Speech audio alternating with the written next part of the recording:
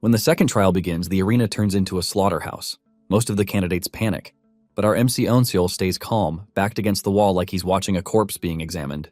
Then comes the real shock. In the final clash, everyone expects Nyung Woogang, the strongest, to slice Yunseol apart. Woogang swings a storm of slashes, but Yunseol keeps twisting away because he has already mastered Woogang's patterns by studying the corpses Woogang left behind. Onseol provokes him on purpose, forcing Woogang to rush in for a finishing strike aimed at the head and heart. In that one opening, Onseol ducks and drives his short sword into the weak point in the neck his grandfather taught him. Speaking of his grandfather, it all begins with our MC narrating how the old man found him abandoned in the snow, and they gave him a very nice name, Bu Yunseol. The old man went ahead to take him in and became his grandfather in the process.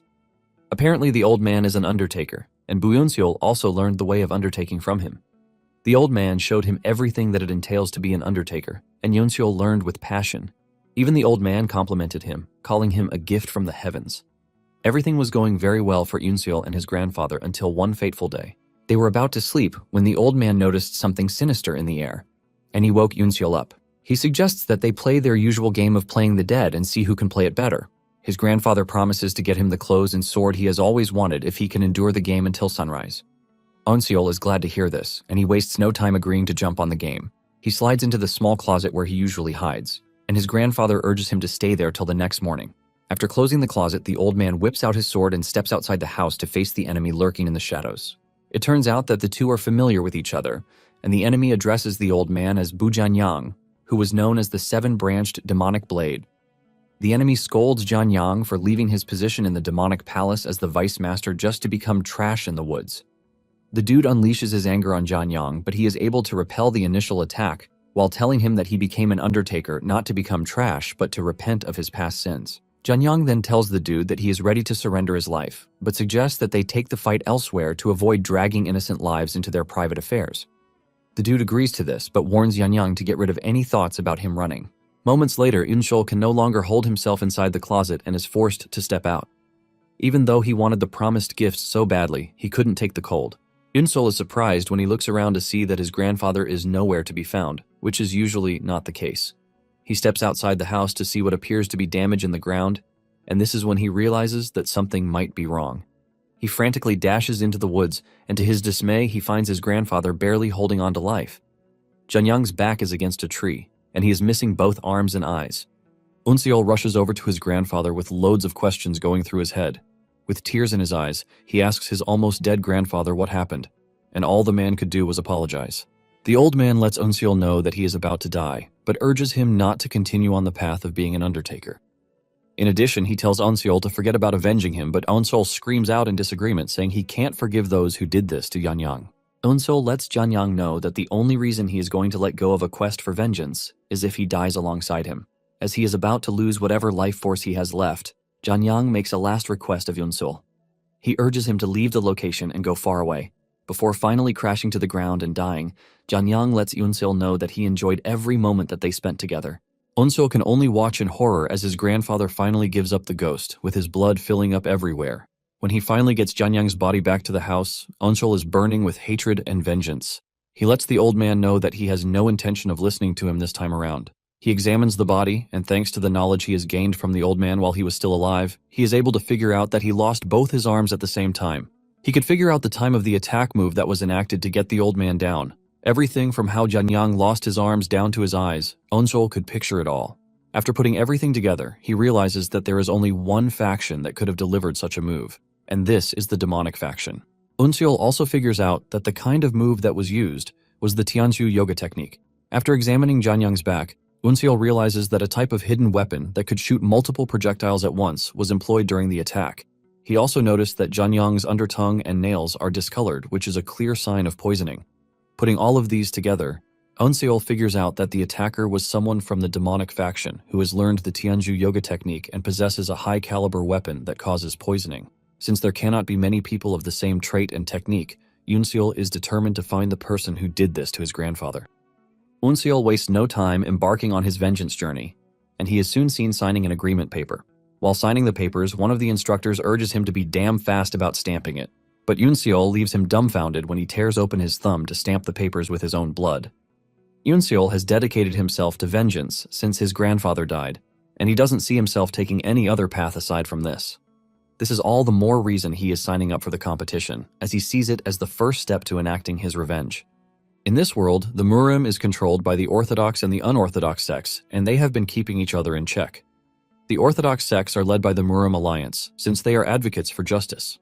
On the other hand, the unorthodox sects are centered around the Demon Palace, which worships powers instead of justice. Even though they have been balancing each other out for a long time, the Orthodox sects decided that they wanted to push ahead. This led to the creation of the 18 martial masters, who are known as the Masters for the Greater Good. Because of the perceived threat, the Demon Palace decided to advance its power too. In an attempt to do this, they come up with a plan to create the 10 Demon Masters. The unorthodox sect is looking to pick 10 talented young ones and teach them the martial arts of the demonic sects. To make it interesting, they don't care about their past affiliations or what they were doing before they opt into the competition. Because of this clause, loads of young men headed to the Demon Palace, and one of them was our guy, Eunseol. While standing among the crowd of fellow youngsters like himself, Eunseol can feel the threatening aura coming from them, and he figures out that one of them is likely associated with the killer of his grandfather. Since his target is someone of high proficiency, Eunseol knows he has to become a martial master to have a chance against them. This is why he is determined to become one of the 10 Demon Masters, so he can acquire the strength that he needs to face his adversary. Moments later, a giant, scary-looking man emerges to address the potential Demon Masters, and he introduces himself as head instructor Hyuk Ryeonyoung. The lads are all blown away when Hyuk lets them know who he is, and it appears that he is somewhat popular because of his works. Hyuk lets them know that they are there to identify the greatest prodigies among all the demon sects, and only those who pass through the trials prepared by them will become candidates to become one of the 10 Demon Masters. And for the first trial, he tells them that martial artists of the Demon Palace will inspect their physicality. The moment the lads hear this, they start to grumble because they don't see this as a trial, since they were expecting something quite intense for the competition. The martial masters ignore their worries and start to inspect their physical bodies to see who is worthy or not. Those who have bulky bodies, on the other hand, are relieved and happy that they get a free pass to the next stage. One of the instructors, Jin-gak, walks up to Eunseol to inspect his body.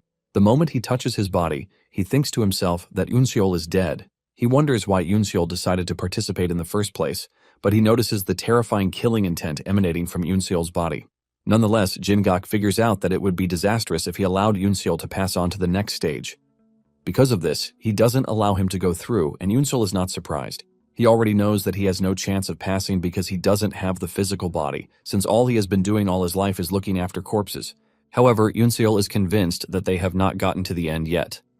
Moments later, the instructor tells them that the first trial is over, and one of the lads erupts in anger, protesting that their way of doing things is unfair. He asks why they are bothering to host a competition when physical aptitude is all that they are concerned about. Hyuk then replies by telling the kid that he knows nothing. Hyuk says the most important thing when learning martial arts is the muscles and bones. Hyuk makes fun of the dude for failing their most basic standard, even though they made sure to open their door to all. The lad argues that they are supposed to get an opportunity, and this is when Hyuk replies that he has nothing to worry about because the second trial is coming, and he plans to pick those who can learn martial arts even with their poor physical state. Hyuk wastes no time announcing that they have gotten to the second trial. Surprisingly, the second trial requires that they fight each other to survive until there is only one person left. The majority of the lads are surprised to hear the instruction given to them, but the overstimulated lad from earlier wastes no time locking in. Since he is required to kill someone, his sights are locked in on his targets already, and this target appears to be Eunseol. He immediately grabs a spear and hurls it in Eunseol's direction with the fierce determination to send him to the afterlife. The spear ferociously aimed toward Eunseol's position, but in the end, it turns out that he isn't the target. The spear impaled the dude standing beside him, wearing red, who happens to be a rival of the attacker. The dude in red screams in pain as he falls to the ground and coughs up blood before dying. The blood from the attack splatters on Eunseol's face as he watches the dude lying in a pool of his own blood. Eunseol cannot believe that he is staring at a dead dude who has just been struck to death with a spear. With just a glance, Eunseol can figure out the circumstances surrounding the dude's death. He figures out that the spear struck the heart while narrowly missing the ribs, which is a clear indication that the attacker, Woonchung, is quite agile. Woonchung starts boasting since he has taken down an opponent already. From where he is standing, Hyuk figures out that Woonchung can make quick decisions, but he believes that he lacks common sense. He is disappointed and concludes that the lads are a bunch of fools. Jin-gak agrees with him because showing oneself as a threat in such an environment will only place a target on one's back. Nonetheless, he believes that this would cause the other competitors to become serious and realize how deadly the situation is. In no time, Chaos erupts, and the entire arena turns into a slaughterhouse. The younger lads who are not used to the sight of death start to panic, but Hyuk and Jingak suddenly notice one of the lads acting pretty cool. He is backed against the wall, and he is not concerned with the chaos happening in front of him. He also sees Onseol acting cool-headed in the midst of the chaos, and this makes him retract his initial statement that they are all fools. Onseol remains in a calm state as he believes that the lads are fools because they have all lost themselves to the fear of death. The command was to stay alive till the end, which means the most important thing is to stay alive, not to kill. Onseol figures out that he can survive if he is able to think rationally and act coldly. Yunseol bows down to touch the bodies lying on the ground to ascertain how they died. While doing this, one of the lads wielding a long-range weapon notices Yunseol and realizes that he has not been participating in the whole chaos. Meanwhile, Onseol is focused on assessing the bodies to know the type of moves that killed them. The guy watching him is pissed, and he hurls his weapon at Yunseol. The weapon barely misses Yunseol's head and shatters the box he is carrying on his back. The dude makes fun of Yunseol, asking him the essence of the box he is carrying, as he is a monk. It turns out that the box contained the birthday gifts he got from his grandfather, and destroying the box just made him mad. Inside it is a short sword, but the attacking dude doesn't think Yunseol has what it takes to fight him. He makes fun of Yunseol, saying he has a puny sword, but while he is distracted with Onseol, the cool dude from earlier appears behind him and cuts him down. The cool dude then boastfully tells Onseol that he doesn't need to thank him because he served as the best distraction to kill his opponent. While saying all of these, Onseol is focused on what he is doing, and he continues to ignore the dude. The dude can see that Yunseol knows no martial arts, and he believes that he is an easy prey. While focused on Onseol, a dude appears from behind and tries to attack him, but he easily cuts him down as if he has eyes behind him. Hyuk then asks Jin-gak about the cool dude because he is holding a special sword known as the Extermination Sword.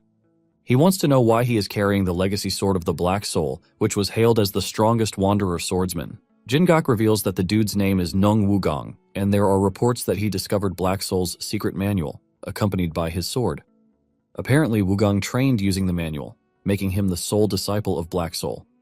Jin-gak says Wugong might lack physicality, but he is still the favorite to win the competition because there is no candidate who appears to be stronger than him. However, Jin-gak believes that things might change depending on unforeseen variables.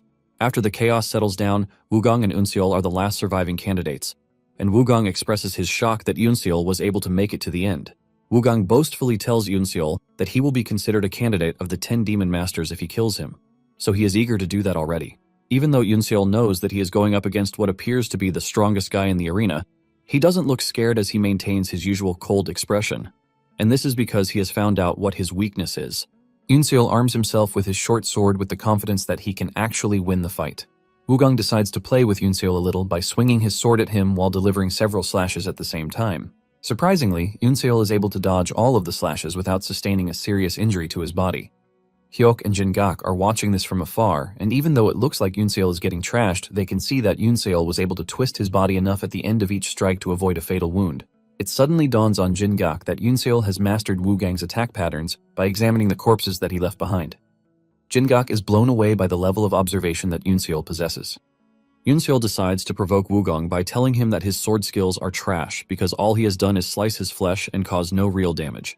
Jin-gak senses the fact that Onseol is provoking Wugong, but he is worried that he might not be able to land the decisive counterattack that is needed to finish the fight. Onseol's plan works, and Wugong gets so pissed that he angrily goes after him in an attempt to finish him off.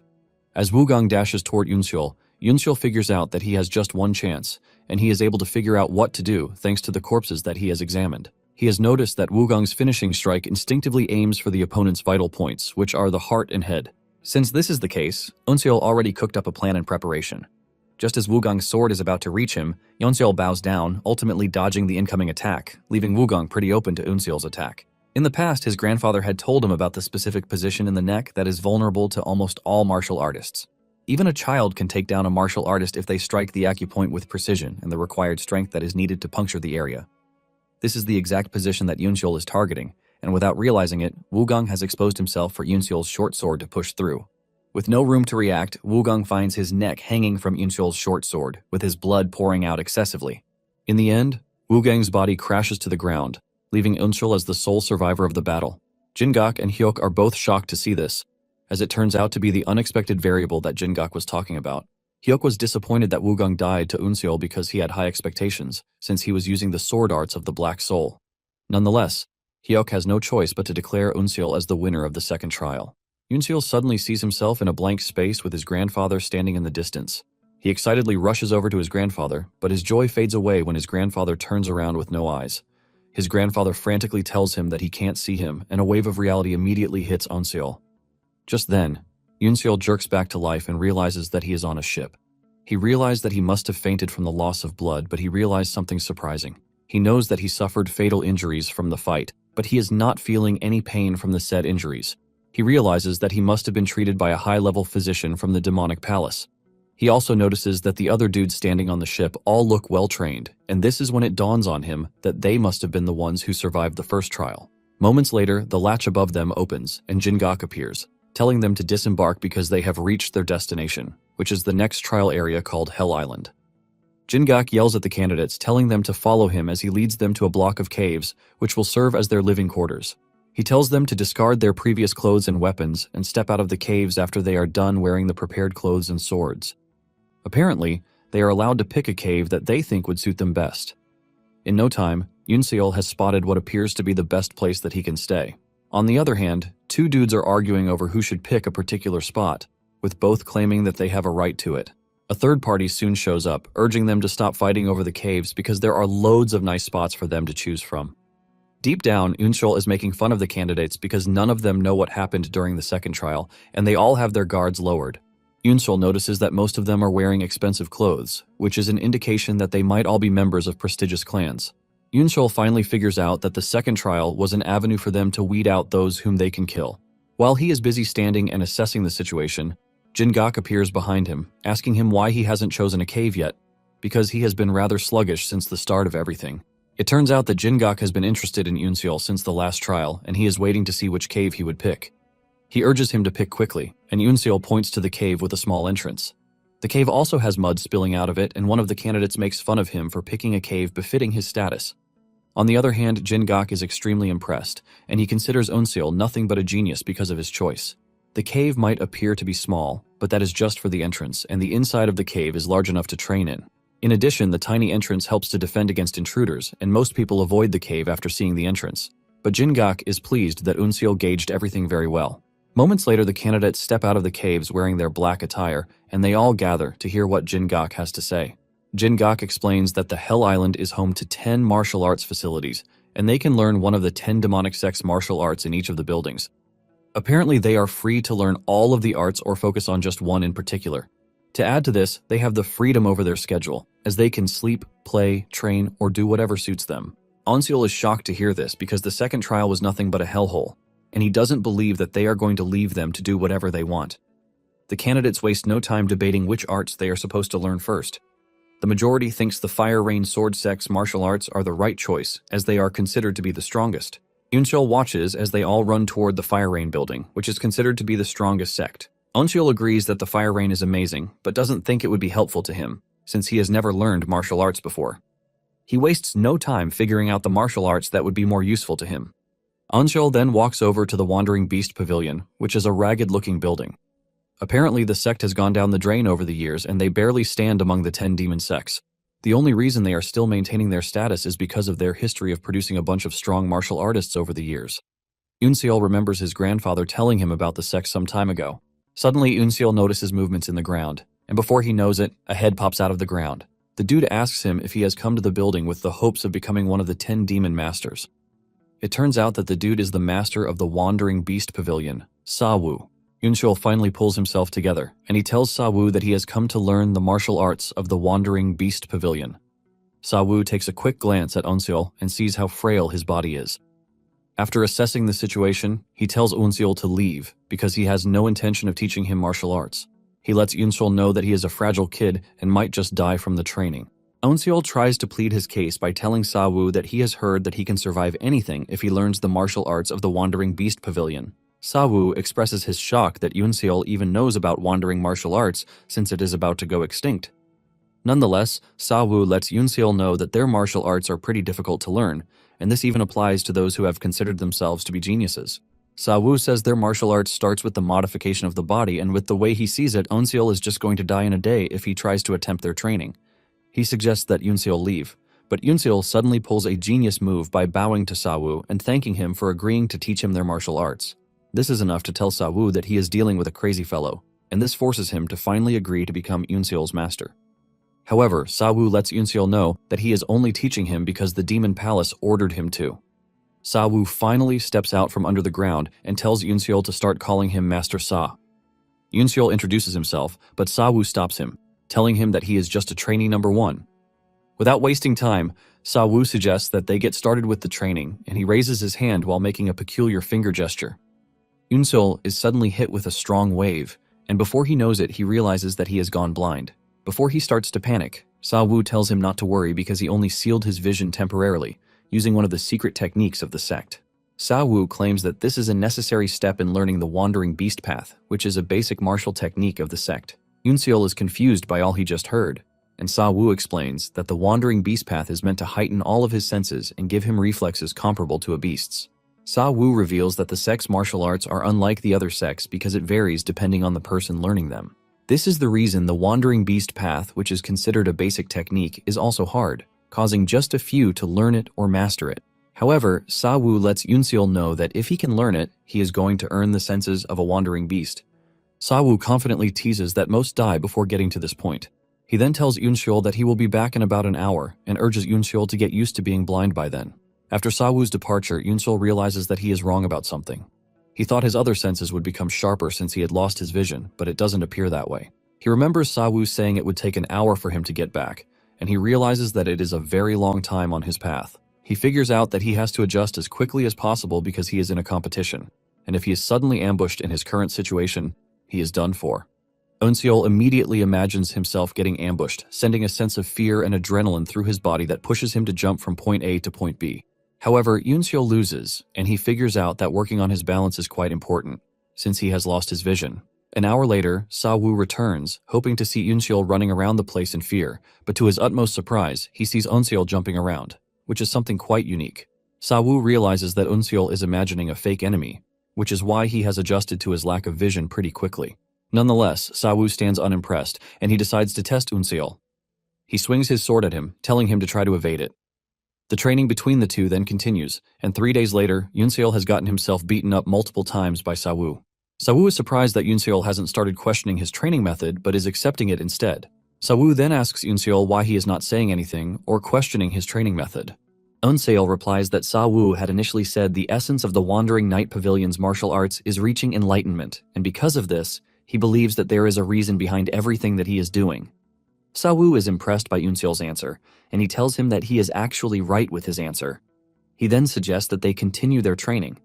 Sawu charges toward Yunseol, but this time around, Yunseol's senses kick in, and he can suddenly feel Sawu's movement toward him. Even though he can see it, he realizes that he can't dodge it, leaving him with just one option, which is to block the attack.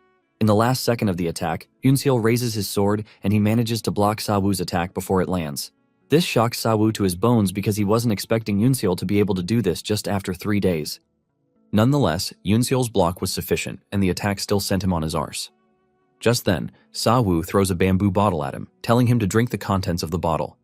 Yunseol drinks it, expecting water, but to his surprise, it isn't. Before he knows it, energy is already surging through his body, and it is as if all of his lost nutrients are being replenished. It turns out that liquid is the spring spiritual water that Sawu had saved all of his life. Even though Sawu gave it out, he is not worried that it was a waste, and this is because he believes that he has just met the once-in-a-lifetime genius that he has been begging for all of his life. After regaining his strength, the training begins again, and they go at each other with high intensity.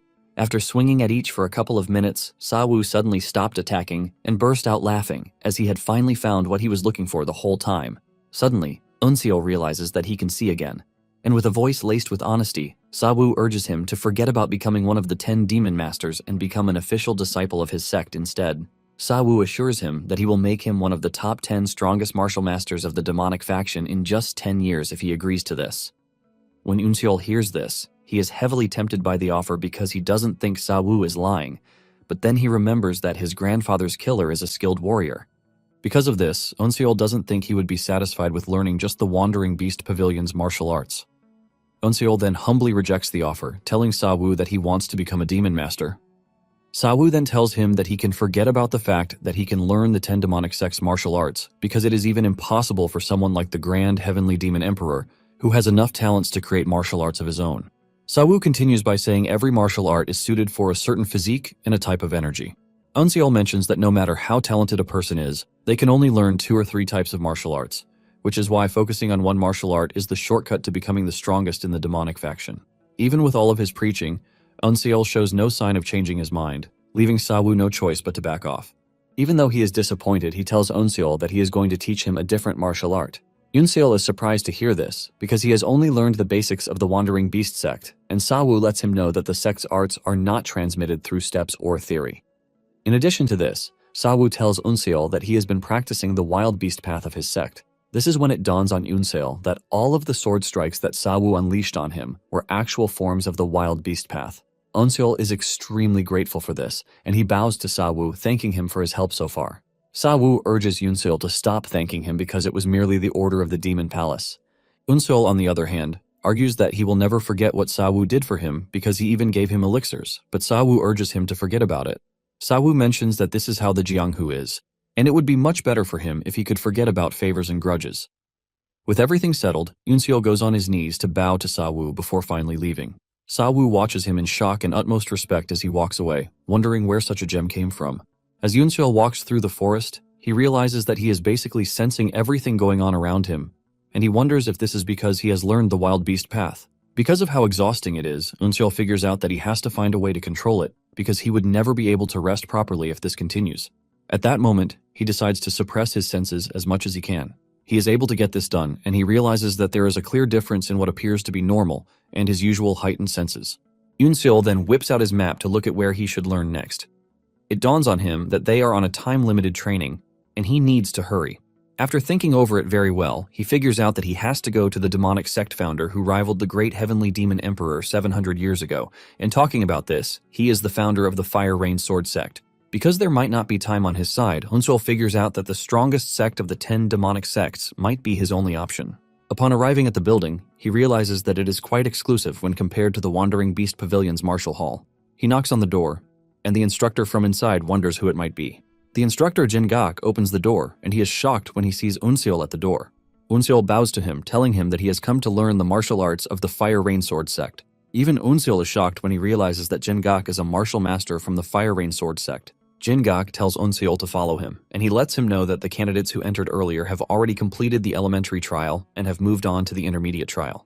Apparently, there are 3 sections there, which are the elementary, intermediate, and advanced levels. Jin-gak then asks him why he is just coming to the Fire Rain sect after 2 weeks, and Eunseol reveals that he was learning martial arts at the Wandering Beast Pavilion. Jin-gak then casually asks if he has learned the Wild Beast Path, and Eunseol affirms this, shocking Jin-gak. He doesn't want to believe that Eunseol actually mastered the Wild Beast Path in just 2 weeks, even though he is pretty sure that he is a genius. He believes that Sawu sent him on his way after he couldn't cope with him. Once they reach the training hall, Jin-gak gets serious, and he introduces himself to Eunseol, revealing that he is the one in charge of the beginner trial. Jin-gak asks Eunseol if he is really interested in learning the Fire Rain sword art because it would be better for him to head to another martial arts hall. Eunseol replies that he appreciates Jin-gak's concern, but lets him know that he is interested in the sword arts of the Fire Rain sword sect. Since this is the case, Jin-gak slams his foot on the ground and a training manual appears beside him. Jin-gak tells Eunseol that the manual is the introductory form and practical method of the Fire Rain's 13 forms. He urges him to study the manual and train himself. However, Eunseol is confused because all he can see are strokes written on a large note with no idea of what he is supposed to do about it. Jin-gak is shocked when he hears this, forcing him to ask Eunseol if he can read a sword manual. Eunseol then gives him a more shocking answer, telling him that he actually can't because up until the competition he has never learned anything about swordsmanship. This answer sends shivers down Jin-gak's spine, leaving him totally dumbfounded. Jin-gak is forced to ask again, and Eunseol affirms this, saying he had no prior knowledge of martial arts. Instead of being disappointed, Jin-gak is actually impressed because he has seen what Eunseol has done so far, and he figures out that if he is properly taught, he would go on to be exceptional. Jin-gak then asks Eunseol if he can read even if he can't see or follow the sword steps, and Eunseol says yes. Eunseol then reads out the writing in the manual, which is basically instructions to follow before practicing the moves in the manual. Eunseol tries to follow the guide, but he ends up doing rubbish, leaving Jin-gak in extreme shock. He can't believe that he is about to start teaching Eunseol how to properly move or carry himself in a place where they are supposed to pick one of the 10 demon masters. Jin-gak moves over to Eunseol and positions his body as it is supposed to be, telling him how to relax his body so his core will not be tense. Immediately, Jingak explains this. Yunseol fixes his posture, and Jingak is ultimately impressed that Yunseol understood without stressing him. Since his posture has been fixed, Jingak tells Yunseol that he is going to teach him the Fire Rain 13 forms without further delay. He hands him a sword and starts showing him how to move his body in the right adjustments and precision. Just as usual, Yunseol is able to follow everything that Jingak is showing in the right way. Jingak stands watching, and he is totally impressed, leaving him to accept the reality that Yunseol is nothing short of being talented. After sessions of training, Jingak tells him to imagine an enemy in front of him and use the Fire Rain 13 forms. Yunseol is initially confused by what Jingak means by creating a fake enemy, but Jingak explains that this is the criterion that he needs to pass if he wants to make his way to the intermediate hall. Apparently, this is to see the sword intent present in his basic moves. The moment Yunseol hears this, he realizes that he has finally gotten the chance to prove himself, and he needs to do it quickly, since the chance came on early. Just as expected, the enemy he imagines is none other than the dude who sent his grandfather to the afterlife. Yunseol draws his sword and unleashes the first form of the Fire Rain, 13 forms with precision and fury. Jingak is stunned when he sees the way Yunseol is moving with the sword and executing the moves. Yunseol continues moving through the 13 forms, but Jingak soon notices that there is a modification to the Fire Rain 13 forms. The sword technique is usually soft and spirited, but Yunseol is using the technique in such a sharp way. Jingak cannot believe what is happening in front of him, because changing the basic moves of a sword technique is something possible only for a grandmaster. Jingak also notices that the sword moves are embedded with scary killing intent, just as if he were facing someone who has deeply hurt him. Jingak doesn't want to believe that the sword moves of the Fire Rain sect, which is considered orthodox, are being changed as if they were nothing. Because of this, he starts realizing that Yunseol must have had a unique life while growing up. In no time, Yunseol also notices that he is already altering the Fire Rain sect 13 forms. He wonders if the wild beast path is the reason for this, and even though he would have loved to infuse the two fighting styles, he figures out that it would end up becoming an entirely different swordsmanship and not the Fire Rain 13 forms. With this in mind, he quickly switches back to the natural Fire Rain 13 forms, and this time around, he looks even more dangerous than before. He imagines his target in front of him, and he starts unleashing all the fury inside him. Jingak watches in amazement, and he is forced to admit that Yunseol is incredibly fast. As he gets closer to his target, Yunseol loses himself in the moment, and as if his target is real, he figures out that he can't allow his target to escape. Because of this, he decides to use all the techniques he has left in one go. Yunseol releases all his fury at once and delivers several dangerous slashes to make sure he takes his enemy down, but he does this in such a way that it affects him, causing him to lose his balance and grip on his sword. Jingak watches as Yunseol loses to his opponent, but instead of being mad, he is actually impressed. Yunseol is shocked when he hears Jingak tell him that he passed the test. Jingak then explains to him that what is actually tested is his understanding of the sword and his execution of the Fire Rain 13 forms in a real fight. Jingak helps Yunseol pick up his sword, and he tells him that he passed the criteria set for the test. Jingak lets Yunseol know that his Fire Rain technique is quite incredible, and he urges him to head to the intermediate chamber. Yunseol is extremely grateful for what Jingak did for him because he knows how annoying and stressful it must have been to teach him about swordsmanship when he had no prior knowledge of it. Yunseol shows his gratitude by bowing to Jingak, thanking him for everything so far. Jingak then tells Yunseol to continue working hard, and then mentions that he could sense the strong killing intent coming from his sword. As his last advice, Jingak urges Yunseol not to lose himself because of the killing intent. As they say their goodbyes, Jingak finally understands the fact that Yunseol learned the wild beast path in just 2 weeks because his learning speed is incredible. Because of this, he is even moving to the intermediate chamber way faster than Jingak himself expected. Jingak was initially doubtful of Yunseol's capability of making it to the intermediate chamber, but after their session together, he is certain that he would. In addition, Jingak is pretty confident that the intermediate chamber instructor, Qian Wugang, would be obsessed with Yunseol by the time he spends some time with him. Yunseol soon makes his way into the intermediate chamber, and the instructor doesn't welcome him with warm hands, as he urges Yunseol to buzz off because they are full already. Qian is acting cold toward him because he is not impressed with the fact that Yunseol just passed the elementary chamber after weeks of training. Qian says Yunseol has no chance in the intermediate chamber with the type of talent that he has. In his defense, Yunseol explains to Qian that he came late because he spent time training at the Wandering Beast Pavilion. When Qian hears this, he is still not impressed, as he believes that Yunseol must have escaped from the wild beast training thanks to the intense training over there. However, since Yunseol passed the elementary test, Qian has no choice but to tell him to take his seat with the rest of the candidates. Qian then continues his teaching, telling the candidates that the Fire Rain Thundering Sword that they are about to learn is made of rapid movements, and if they are not skilled with the sword, they are going to end up harming themselves. Cheon continues by saying the Thundering Sword is pretty hard to use in combat, just like the Fire Rain 13 forms. Nonetheless, they are required to learn it because it is a basic martial art, and the main focus is to sharpen their prowess with the sword, not to win.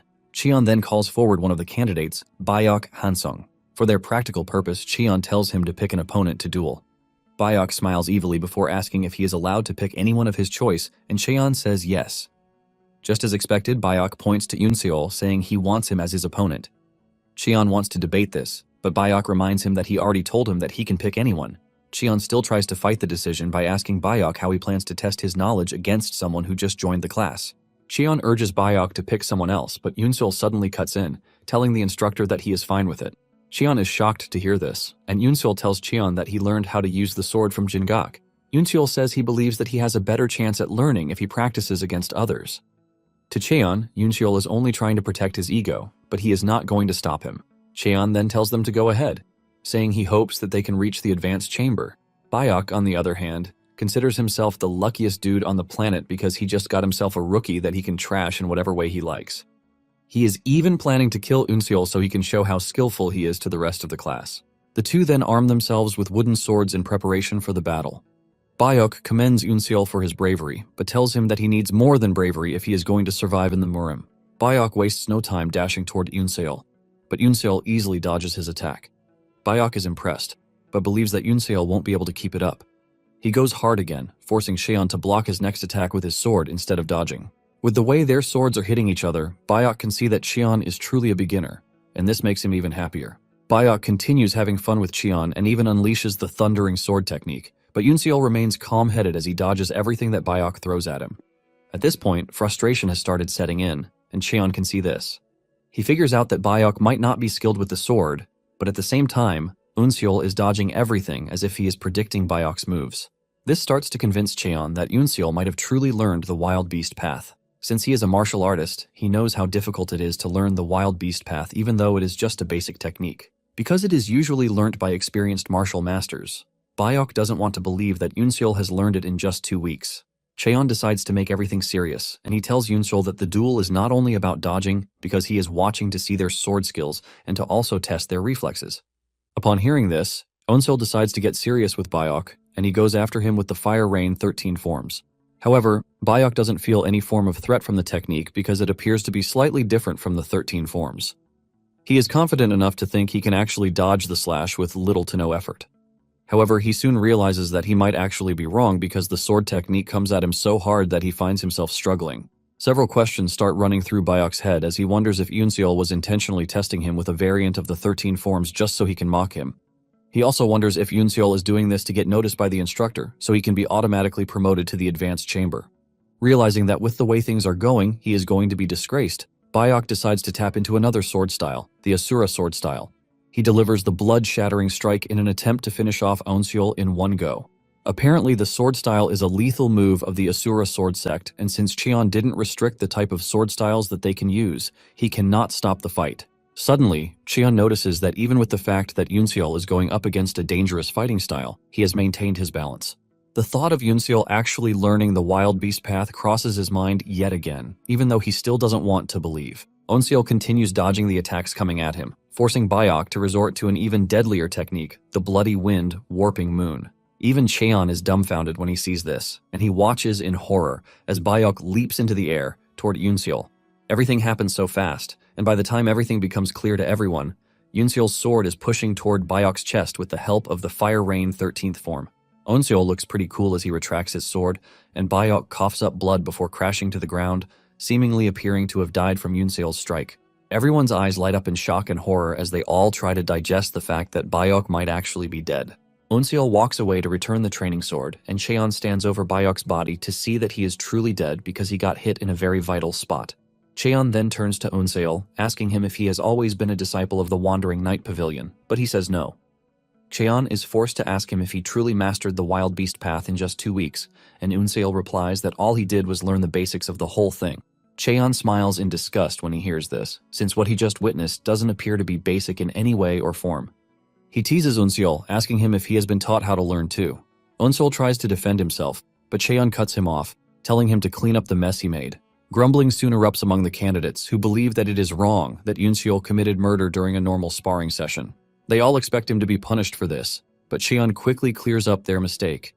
He lets them know that it might be called a martial chamber, but they should not mistake it for one. He reminds them that they are on Hell Island, and if they use a technique that is meant to kill the opponent, they should expect the same to be used against them. With this in mind, Cheon begins the training session again, and the candidates start sparring against each other. Those lost during the sparring session are all sent away by Cheon as he tells them that they have failed the trial. He tells them that they are all free to find another martial hall that would accommodate them because their time with the Fire Rain sect is over. The failed candidates ask for more chances, but Cheon tells them that they are not getting any more chances. Cheon says they might have passed the first trial because they were fit, but to learn the Fire Rain sword, they are going to need potential and talent to surpass even their own limits. Since they lacked the qualities to surpass their own limits, they failed. After the failed candidates and the successful candidates left the hall, Cheon notices that Yoon-seol is still in the hall, and he asks him what he is still doing there. Confused, Yoon-seol asks Cheon if he is required to leave too, and Cheon says yes. He tells him that he won and has gained the status to pass on to the advanced chamber. However, Yoon-seol tells Cheon that he would rather stay in the intermediate chamber. Cheon is confused and asks Yoon-seol why he would choose to do that. Yoon-seol explains that the only technique he learned was the Fire Rain 13 forms, and he has yet to learn anything in the intermediate chamber. Cheon is surprised that Yoon-seol learned the Wild Beast path, which allowed him to see through Byok's attack, but he claims that he hasn't learned anything. Without being apologetic, Yoon-seol maintains his stance that he has yet to learn anything. Realizing that Yoon-seol has no intention of giving up, Cheon has no choice but to agree to teach him the Fire Rain Thundering Sword, which is the upgrade of the Fire Rain 13 forms. However, he lets Yoon-seol know that he hates it when people try to play tricks on him in an attempt to make an impression. He sternly tells Yoon-seol that he is going to behead him if he finds out that he has learned any other sword technique other than the Fire Rain 13 forms. 4 days after this, Yoon-seol is still training under Cheon, and they have gone through rigorous sessions together. Cheon has checked through all the manners that he knows while training Yoon-seol and has confirmed that he truly lacks the fundamentals of sword techniques. Even though he just started learning the sword techniques, his determination and concentration are something worth noting. Cheon can see the fierce determination written all over Yoon-seol's face as if he would die if he didn't learn martial arts. Cheon finally realized how it was possible for Yoon-seol to learn the Wild Beast path in just a fortnight. To make it interesting, Yoon-seol is already wielding the Thundering Sword technique, showing just how crazy his learning speed is. Yoon-seol is going hard just as usual when Cheon tells him to stop, telling him that he has learned the principles of the Fire Rain Thundering Sword.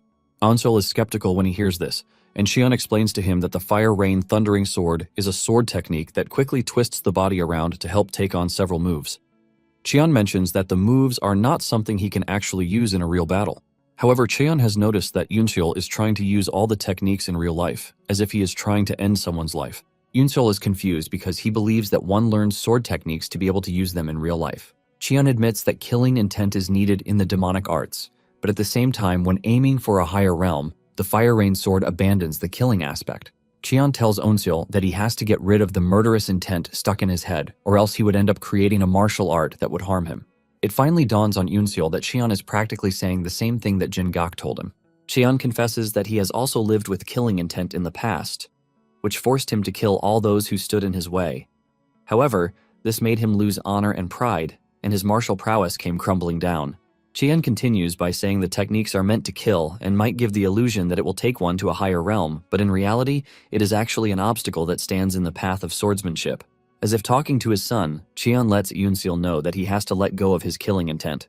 Just as he hears this, Yoon-seol remembers what his grandfather once told him about those who wield the sword. His grandfather once told him that those who wield a sword have a past stained with despair and nothing but misfortunes, which is why people in the Murim hate to talk about their past. Yoon-seol then asks Cheon why he is telling him all these things, and Cheon lets him know that he is doing that so he can know that he once lived with killing intent too. Cheon then asks Yoon-seol for his name, and when he tells him, it dawns on him that he was the one who survived the second trial that Jin-gak told him about. Cheon then tells Yoon-seol that he has a big problem on his hands, and when Yoon-seol asks what it is, Cheon lets him know that he lacks the basics of martial arts. Cheon explains to him that those he is competing with have been learning martial arts since they were kids. Cheon says the gap between them would only widen if he began to learn the Fire Rain sword technique in the advanced chamber. Cheon tells Yoon-seol that he has to quickly master the basic martial arts so that he has the fundamental foundation to build upon the Fire Rain sword. Because of this, Cheon decides that he is going to teach Yoon-seol the unrivaled lightning and thunder technique that he created himself. However, Before they begin, he lets Yoonseol know that he has destroyed all the nerve endings in his fingers because he failed to master the said technique. This shows just how dangerous the technique is, and if things go wrong, Yoonseol might actually lose control over his arms instead. If this happens, he won't be able to move to the advanced chamber, but instead become a cripple. With the warning set out, Cheon asks Yoonseol if he still wants to go ahead with the training. Without hesitation, Yoonseol agrees to this because he doesn't care about losing some damn arms, since he is willing to sacrifice his soul as long as he gets his revenge. A month after this, Yoonseol was able to learn the unrivaled lightning and thunder techniques before finally getting the chance to leave the intermediate chamber. Even though Cheon told Yoonseol that he was pretty quick with it, Yoonseol still thinks he took too long to learn the techniques. Since he has learned the said techniques, it is finally time for him to proceed to the advanced level. The moment he opens the door to the advanced chamber, he has everyone staring at him, and Yoonseol senses a different ferocity from the trainees, which is understandable since they have seen what he can do. Yoonseol can't believe that people look down on the job of being an undertaker, while killing someone is regarded in high esteem. The instructor urges Yoonseol to step in and take his seat because he is about to begin the lesson. Because they have a new trainee among them, the instructor reveals that he is going to explain the central reading of the Rain Sword as well as the 7 teachings. He starts by telling them that they must know how to balance power within every part of their body so that they can have an unshakable stance. After a minute of reading the note in front of him, Yoonseol realizes that he wouldn't have understood shit if he didn't learn the advanced martial arts from the intermediate chamber. After the instructor is done with the day's verbal teachings, he tells Yoonseol to follow him. The instructor then takes Yoonseol to the garden at the back of the chamber. He mentions that there are situations where one can defeat an armed enemy without a sword. In this situation, he says the said person no longer needs the sword to form sword arts. The instructor then whips out a plant branch and points it directly at Yoonseol before asking him an important question. He asks him how he is going to respond if he is suddenly attacked and he has no sword in his hands. The instructor reveals that while he was busy in the intermediate chamber, his mates have learned the Shining Mystique, which is the first form of the Fire Rain Sword, which is why they are currently discussing the theory. The instructor lets Yoonseol know that he has no hope of learning anything from him if he can't understand what he is currently asking him. Since his training career depends on it, the instructor urges Yoonseol to answer carefully.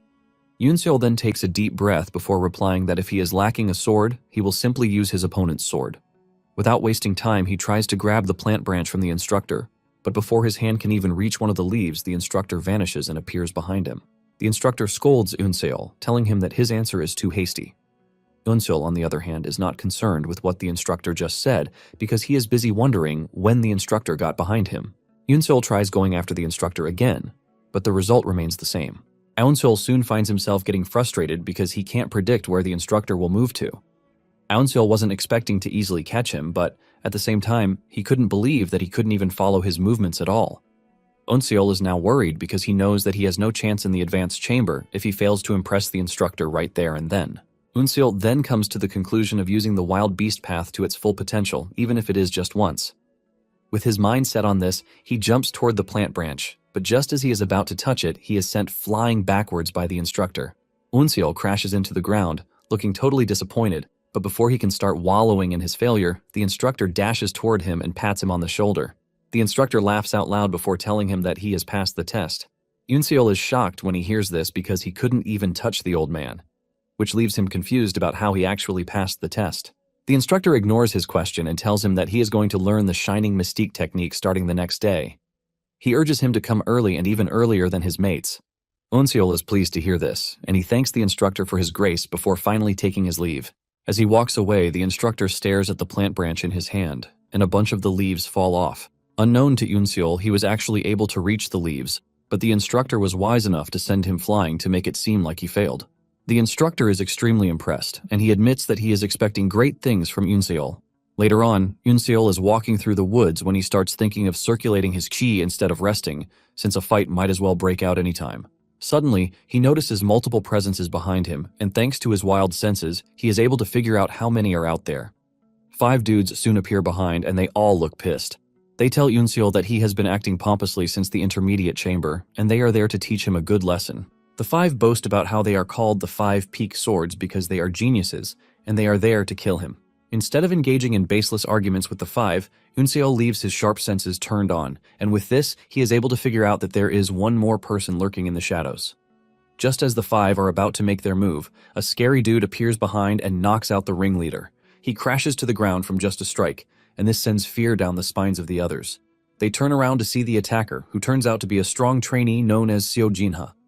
Jinha ignores the other four and turns to Unseol, telling him that they need to talk. The four manage to get his attention by asking him what he is doing there, and Seo Jinha tells them to piss off because he has no business with them. The four pick up their last dude and they dash out of there while promising to get back at Unseol. Without a doubt, Unseol could clearly see that Jinha is quite strong.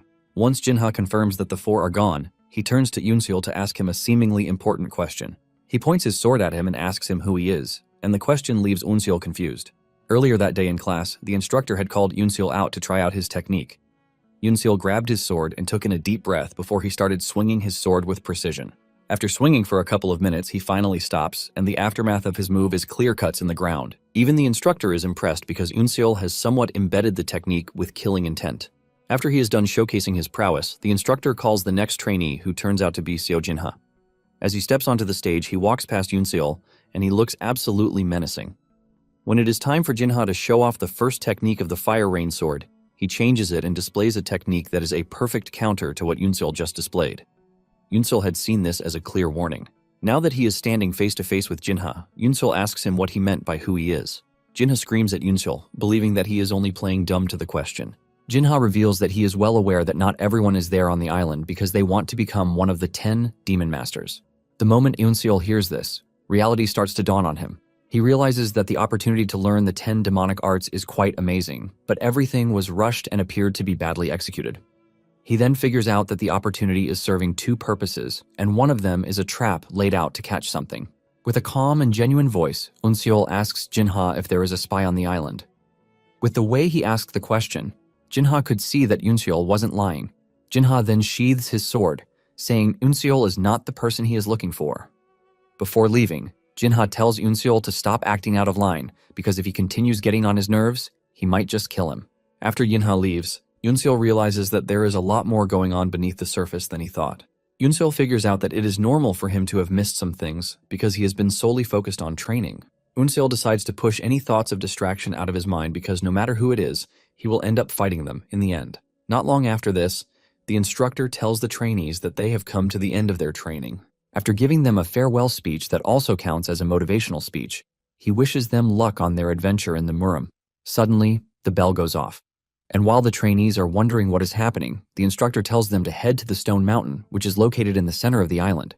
Moments later, the trainees are gathered at the Stone Mountain where the head instructor is present. The moment he realizes that everyone is present and accounted for, the head instructor tells the trainees that it is finally time for them to begin the third trial.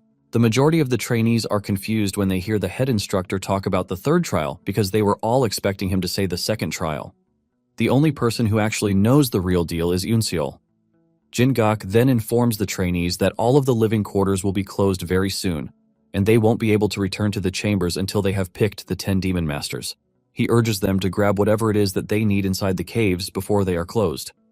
One of the trainees then asks how the 10 Demon Masters would be selected, and the head instructor expresses his disappointment that they have been on the island for quite some time and they still haven't realized the game at hand. The head instructor then lays it out plain, telling the trainees that they are expected to kill each other. Hyuk says they are to kill each other until there are only 10 of them left. Hyuk says whatever method they employ is up to them. They are even free to run or hide, but he lets them know that there is a downside to this. Apparently, as time passes, they are going to restrict the areas where the trainees can stay, and those caught in the restricted areas will be killed by the killer demons standing behind him. The killer demons are a bunch of scary dudes in capes, and just the mere sight of them will cause one to pee their pants. Even Unseol starts sweating because he can sense the killing intent from the killer demons from where he is standing, which is a clear indication that they are incredible martial artists. Just then, one of the trainees asks Hyuk if they are allowed to attack the killer demons. Hyuk laughs out loudly when he hears this and expresses how impressed he is that there are candidates who are looking higher than the others. Hyuk then tells them that they are free to fight the killer demons and are even free to kill them. He reveals that any of the candidates who is able to eliminate a killer demon will immediately become one of the 10 Demon Masters, thus spicing up the entire game. The moment he says this, it dawns on the trainees that eliminating a killer demon appears to be even more difficult than taking on a bunch of trainees. Hyuk then reminds the trainees that they are free to team up or even ambush one another, as there is no method that is frowned upon as long as it helps them become one of the 10 Demon Masters. After they are dismissed and they get everything they need from the caves, the trainees make their moves. Yoon wastes no time distancing himself from the lots because he is quite aware that he already drew attention to himself in the course of their training. He figures out that he is going to get jumped, just like the so-called Peak 5 wanted to jump him in the forest. He knows that his priority is to get to a safe place, and his best pick is the Wandering Pavilion. Upon reaching there, he notices that the ground feels quite different from what he remembered. He goes down on his knees to feel the changes in the ground, and while doing this, he senses someone coming in his direction. Just then, a dude being chased down by some other trainees appears from the bushes, urging Yoon to help him because they are trying to kill him. Yoon grabs his sword, ready to strike in case it is a setup. The dude assures Yoon that he is going to repay him if he helps him escape from the dudes chasing him down. Yoon assesses the situation and realizes that the dude might actually be telling the truth because the wounds on his body appear to be real. Yoon can sense the three people who are chasing him, and he wonders if they are a team or not. Even though Yoon is not interested in whatever they have going on, he can't risk exposing himself because of the dude that they are chasing. Realizing that he has no choice, Yoon is forced to hide himself and the dude in one of the hidden underground pouches located around the pavilion. The trio chasing the dude soon shows up, but they find no one, leaving them totally confused. They walk around the pavilion trying to find their target, but unknown to them, he is right below them. After searching the area and realizing that their target is not there, the trio has no choice but to leave to continue their search. Once Yoon confirms that the assailants are going, he and his conditional partner finally emerge from their hiding place. The dude is grateful that he survived the whole thing, and he thanks Yoon for his help.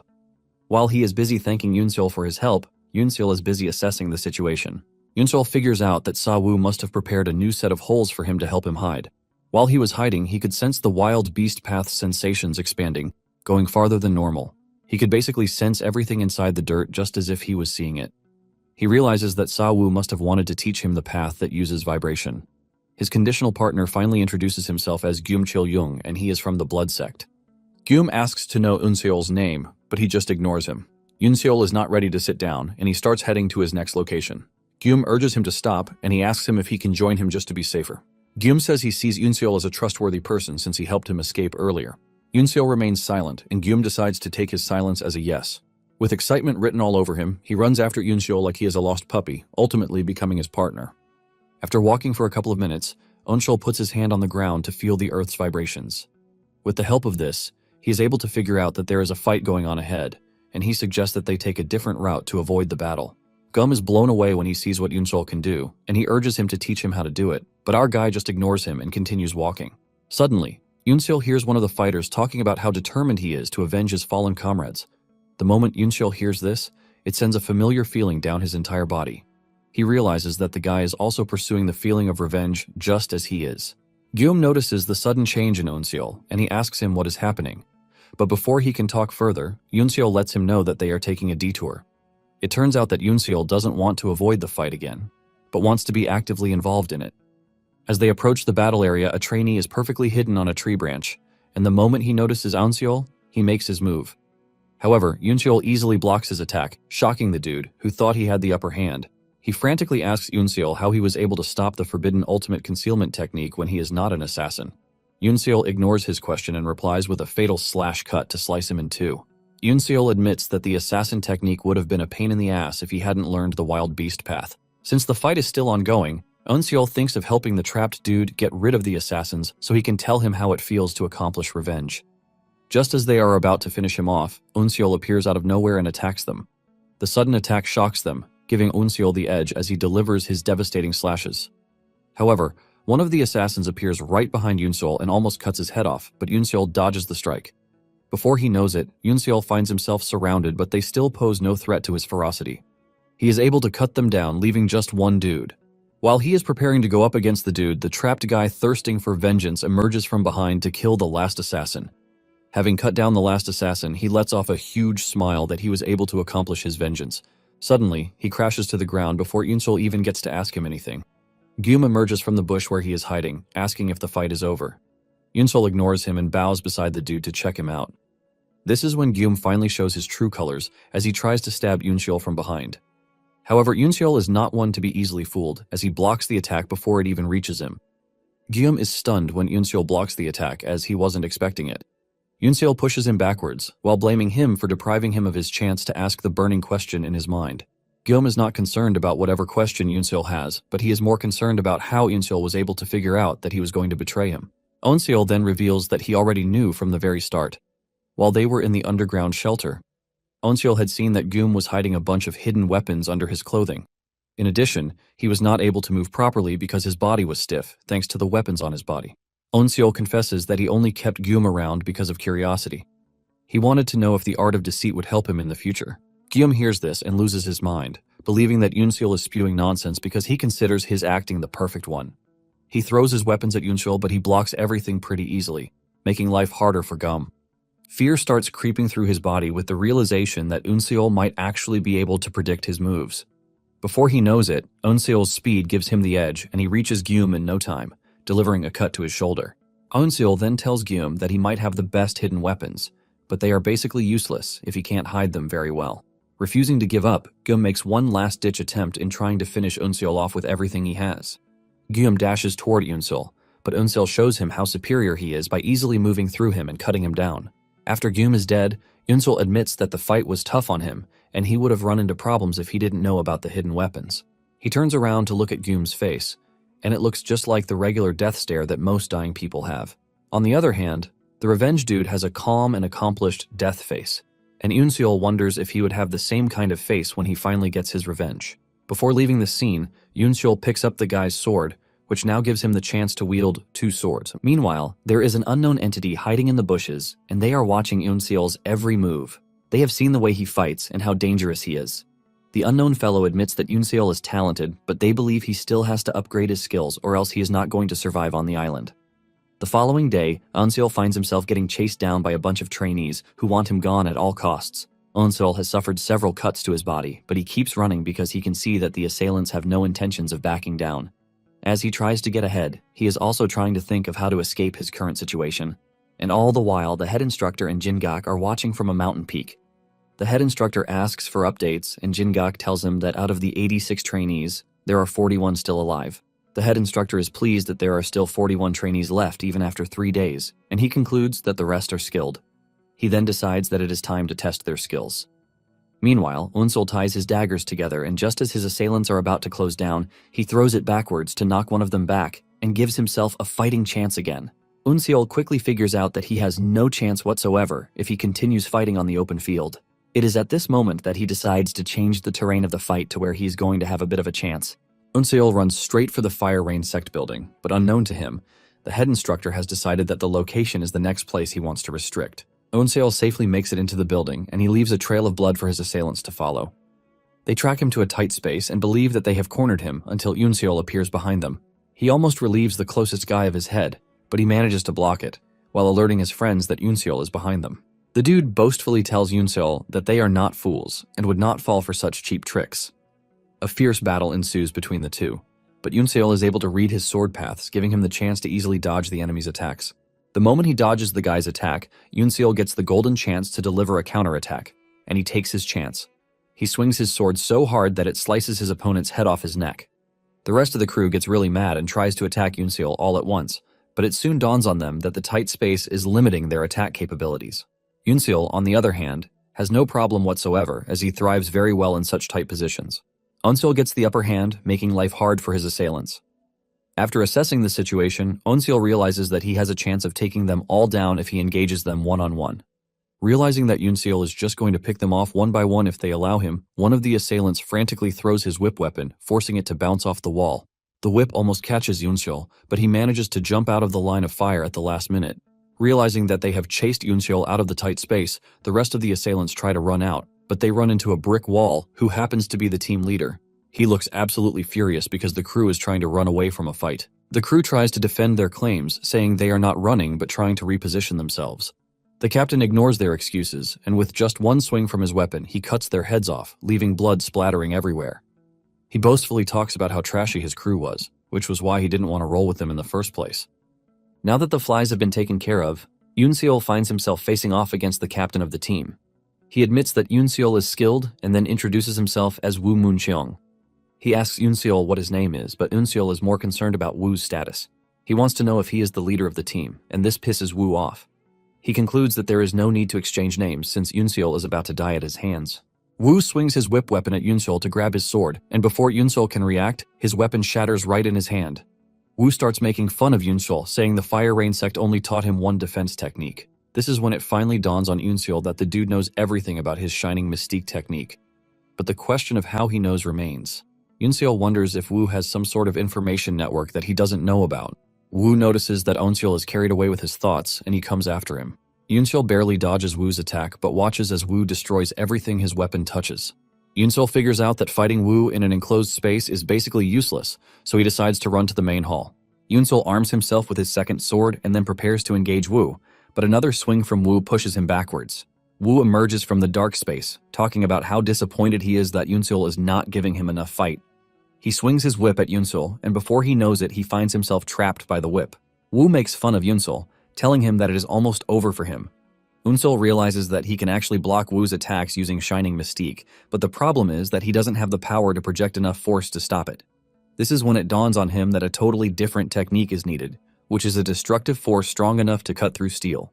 The moment the whip surrounds Yunseol, Wu believes that he has finished the job, but he suddenly realizes that Yunseol is trying to cook up something. Even with this, he is not worried, since he believes that Yunseol is trying to use the Shining Mystique. His relaxed face turns into a horrified face when Yunseol bursts through the trapped space with a powerful force, accompanied by a golden aura. It turns out that he just used the unrivaled lightning and thunder technique that Xian taught him. Before Wu can react, Yunseol has reached him, thanks to the force he is coming with. In the blink of an eye, Yunseol moves through him, delivering a fatal cut through his body, which he only felt after Yunseol was done. All at once, his bodily functions cease to exist, and Wu crashes to the ground dead. After Wu is dead, Yunseol finally feels the effect of the skill he just used, causing him to cough up blood. Even though the skill is quite powerful and dependent, Yunseol realizes that he can't use it freely because it is way too advanced for his level. Nonetheless, he is glad that he won the fight even though it might have taken up his time. He figures out that the restricted regions will soon change, and he needs to move quickly. Suddenly, he senses an ominous aura behind him, and when he turns around, he sees a killer demon staring down at him with all monstrosity. Fear creeps through Yunseol's body as he doesn't want to believe what his eyes are seeing. It starts to dawn on him that the restricted zones must have changed while he was busy fighting the group he just defeated. However, he starts wondering if he has a chance of leaving without a fight, since he didn't end up in the restricted zone because he was running away from combat. He slightly moves his foot while watching the killer demon, and when he doesn't react, Yunseol believes that he is in the clear. He assumes that the killer demon is giving him a pass, and he quickly makes use of it. He runs past the killer demon, but just as he is about to move past him, his wild beast senses kick in, and he sees his head flying off his body. Yunseol barely changes his trajectory to avoid getting beheaded. He almost pees his pants when he realizes that he couldn't even sense when the killer demon moved, and if not for his wild beast senses, he would have been dead meat. Onseol finally comes to the conclusion that he can't be fooled by the killer demon's calm face because the moment he makes a move, he is going to attack him. Yunseol then remembers what Sa Wu told him about carnivores and herbivores. He had learned that predators have a hard time catching their prey whenever it is moving in the zigzag position. However, the carnivore still comes out on top, and this is because the prey's movement gets predictable at some point, giving the predator the chance to intercept and kill their prey. Since predictability is the issue, Yunseol lets off a loud scream before deciding to start moving in the most weird way to make sure his movements can't be predicted. Yunseol kicks his plan into motion, and his first move is able to evade the killer demon, impressing the dude. Yunseol starts with a predictable zigzag movement, and the moment the killer demon catches on to this, Onseol starts dodging his attacks with the wild beast path. Just as he is about to make his final move, he realizes that the killer demon has gotten to him, and he has his sword to his neck. Sweat ran down his face with the realization that he was too late. However, he is shocked when the killer demon suddenly stops instead of executing him on the spot. Onseol looks around and realizes that he has crossed the restricted area already. Onseol takes a moment to think about what just happened and realizes that he couldn't even make a single opening, though he put his all into it. Yunseol turns around to leave and finally understands what it means to be a martial artist. It dawned on him that he was just a frog in a well and he stood absolutely no chance. After making it to a safe distance, Onseol takes a moment to think about the whole situation again, and he realizes that the killer demon actually has skills that can match his grandfather's killer. Onseol figures out that he has to be able to surpass the skills of a killer demon if he wants to have a chance. Suddenly, he hears a voice behind him, telling him that he has been looking for him. He turns around to see a dude sitting on a rock and staring at him, and talking about the wild beast path that Yunseol learned. Yunseol hears this, and figures out that a lot of info has been passed around about him. The dude initially plans to introduce himself, but changes his mind, saying Yunseol is about to die, so he has no reason to know his name. The dude charges toward Yunseal, but Yunseal remains calm as he easily moves to dodge the dude's attack. The dude is impressed that Yunseal actually dodged his attack with his beast-like senses. The dude admits that Yunseal is on the path to becoming one of the demon masters in the future, which is why he absolutely has to kill him. The dude changes his attack trajectory, and with the way he is speaking, something important finally crosses Yunseal's mind. However, he quickly filters his mind of all distracting thoughts before he gets himself killed. He blocks the dude's attack, but the reverberation from the sword sends a peculiar sensation through Yunseal's body. After a few more moves, Yunseal finally confirms his suspicion. He remembers he and his grandfather once attended to a corpse, and his grandfather tells him that the dude died at the hands of the 5 tiger-severing blades of the Hebei Feng clan. His grandfather knew this because there wasn't an external wound on the dude, but all of his bones were shattered. Yunseal's grandfather explains that the 5 tiger-severing blades specialize in qi flowing into the opponent whenever their weapons touch each other. Remembering the words of his grandfather, Yunseal speaks out to let the dude know that he is aware that he is currently using the 5 tiger-severing blades technique that is peculiar to the Hebei Feng clan. The dude is shocked when he hears this, and he starts questioning Yunseal about how he knows this. Apparently, one of the characteristics of the fighting form is the absorption technique, which is one of the basic techniques that uses qi. It is just like a vortex that pulls everything into it, thus using this to mess with their opponent's weapon. While the opponent's weapon is twisted, they use the opportunity to fully take them down. Back then, Yunseal was blown away by how his grandfather explained everything, and he asked his grandfather if the Hebei Feng clan was the most powerful martial arts sect. His grandfather explained that the technique might be dangerous, but at the same time, it is bound to affect them too, since they are going to get close to their opponent. Remembering this, Yunseal decides that he is going to use the technique against the opponent. Yunseal dashes toward the Feng dude, and the guy finally prepares to engage Yunseal, using the clan's way. Feng talks about how he plans to uproot all of the demon seedlings before they get the chance to become demon masters. Just as Yunseal is about to reach him, he does something by plunging his sword into the ground. Feng thinks Yunseal must be crazy, but he soon realizes that he is on the wrong side when Yunseal dodges his attack and appears beside him. Yunseal kicks him right in the stomach, causing him pain, while also pushing back. Yunseal then returns to pick up his sword while smiling because his plan is clearly working. However, Yunseal is not completely relying on what he just did because he could clearly see that it dealt little damage. He is not entirely worried since his opponent has been training for a long time and he doesn't expect to just take him down with cheap tricks. However, he is now glad that he knows how to counter him. While remembering the words of the advanced chamber instructor, the man told him to let the opponent attack first before making his move in a split second. Feng soon makes his move, and instead of panicking and acting recklessly, Yunseal decides to go with the flow of the attack with the hope of changing the flow at the last second. Yunseal does exactly this and barely misses Feng's head. Feng's life flashes before his very eyes, and this is when he realizes that Yunseal is using his own technique to his advantage. Feng doesn't want to believe that this is possible because the energy-absorbing technique that he is using is strong enough to even pull a boulder from a long distance.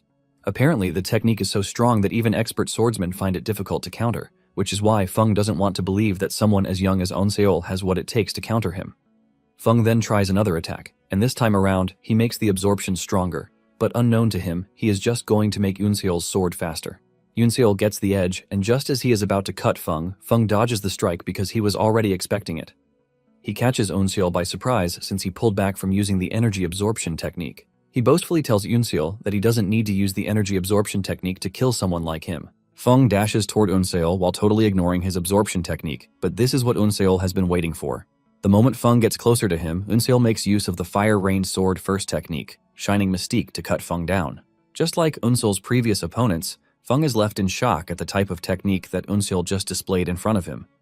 It turns out that Yunseal changed the Shining Mystique from a defensive technique to an attacking one, and to do this, he had to risk having the other moves go against him. Even Feng is forced to admit that Yunseal is brilliant for having changed the way the attack works. Yunseal starts working away, and Feng is surprised that Yunseal is letting him live. Yunseal tells Feng that he is not part of his revenge, which is why he has no reason to kill him. Feng is relieved to hear this, and he suggests that they never meet each other again. Just as Yunseal leaves, a strange figure appears behind Feng, who turns out to be a killer demon. Feng asks the demon killer if he is there to take him out, and the demon killer lets him know that he was useful for the Orthodox sect as long as he could. Feng is surprised that the demon killer knows he is from the Orthodox sect, and the demon killer scoffs, telling Feng that he is gravely underestimating the demon palace. With this, the demon killer raises his sword and executes Feng. Meanwhile, Xiao Jinha is going up against a bunch of trainees who are from the hellish sect. While fighting them, they have managed to poison him, and because of this, He has lost 95% of his fighting spirit. His enemies let him know that he is just a dead man walking unless he is able to obtain the antidote from them, which they obviously would not give him. Seo Jinha finally realizes that being alone might not have been the best option because the group he is going up against is too organized. Instead of giving up, Seo Jinha grabs his sword with his left hand, ready to defend himself. One of the assailants makes fun of Jinha, admitting that he might be strong and talented, but there is no way he is going to quickly adapt to using his left hand since he is a right-handed warrior. They suggest that he give up as they dash toward him with the intention of finishing him off.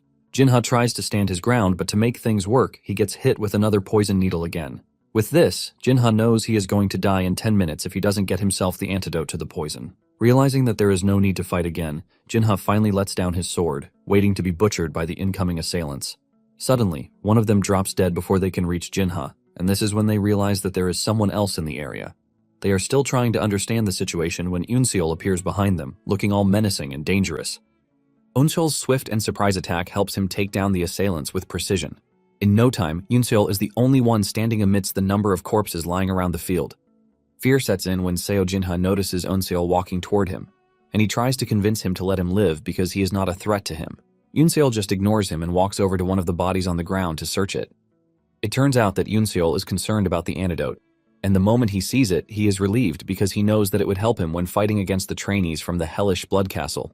Just as he is about to leave, Seo Jinha stops him, telling him that he has been poisoned, and he has less than 10 minutes to use the antidote.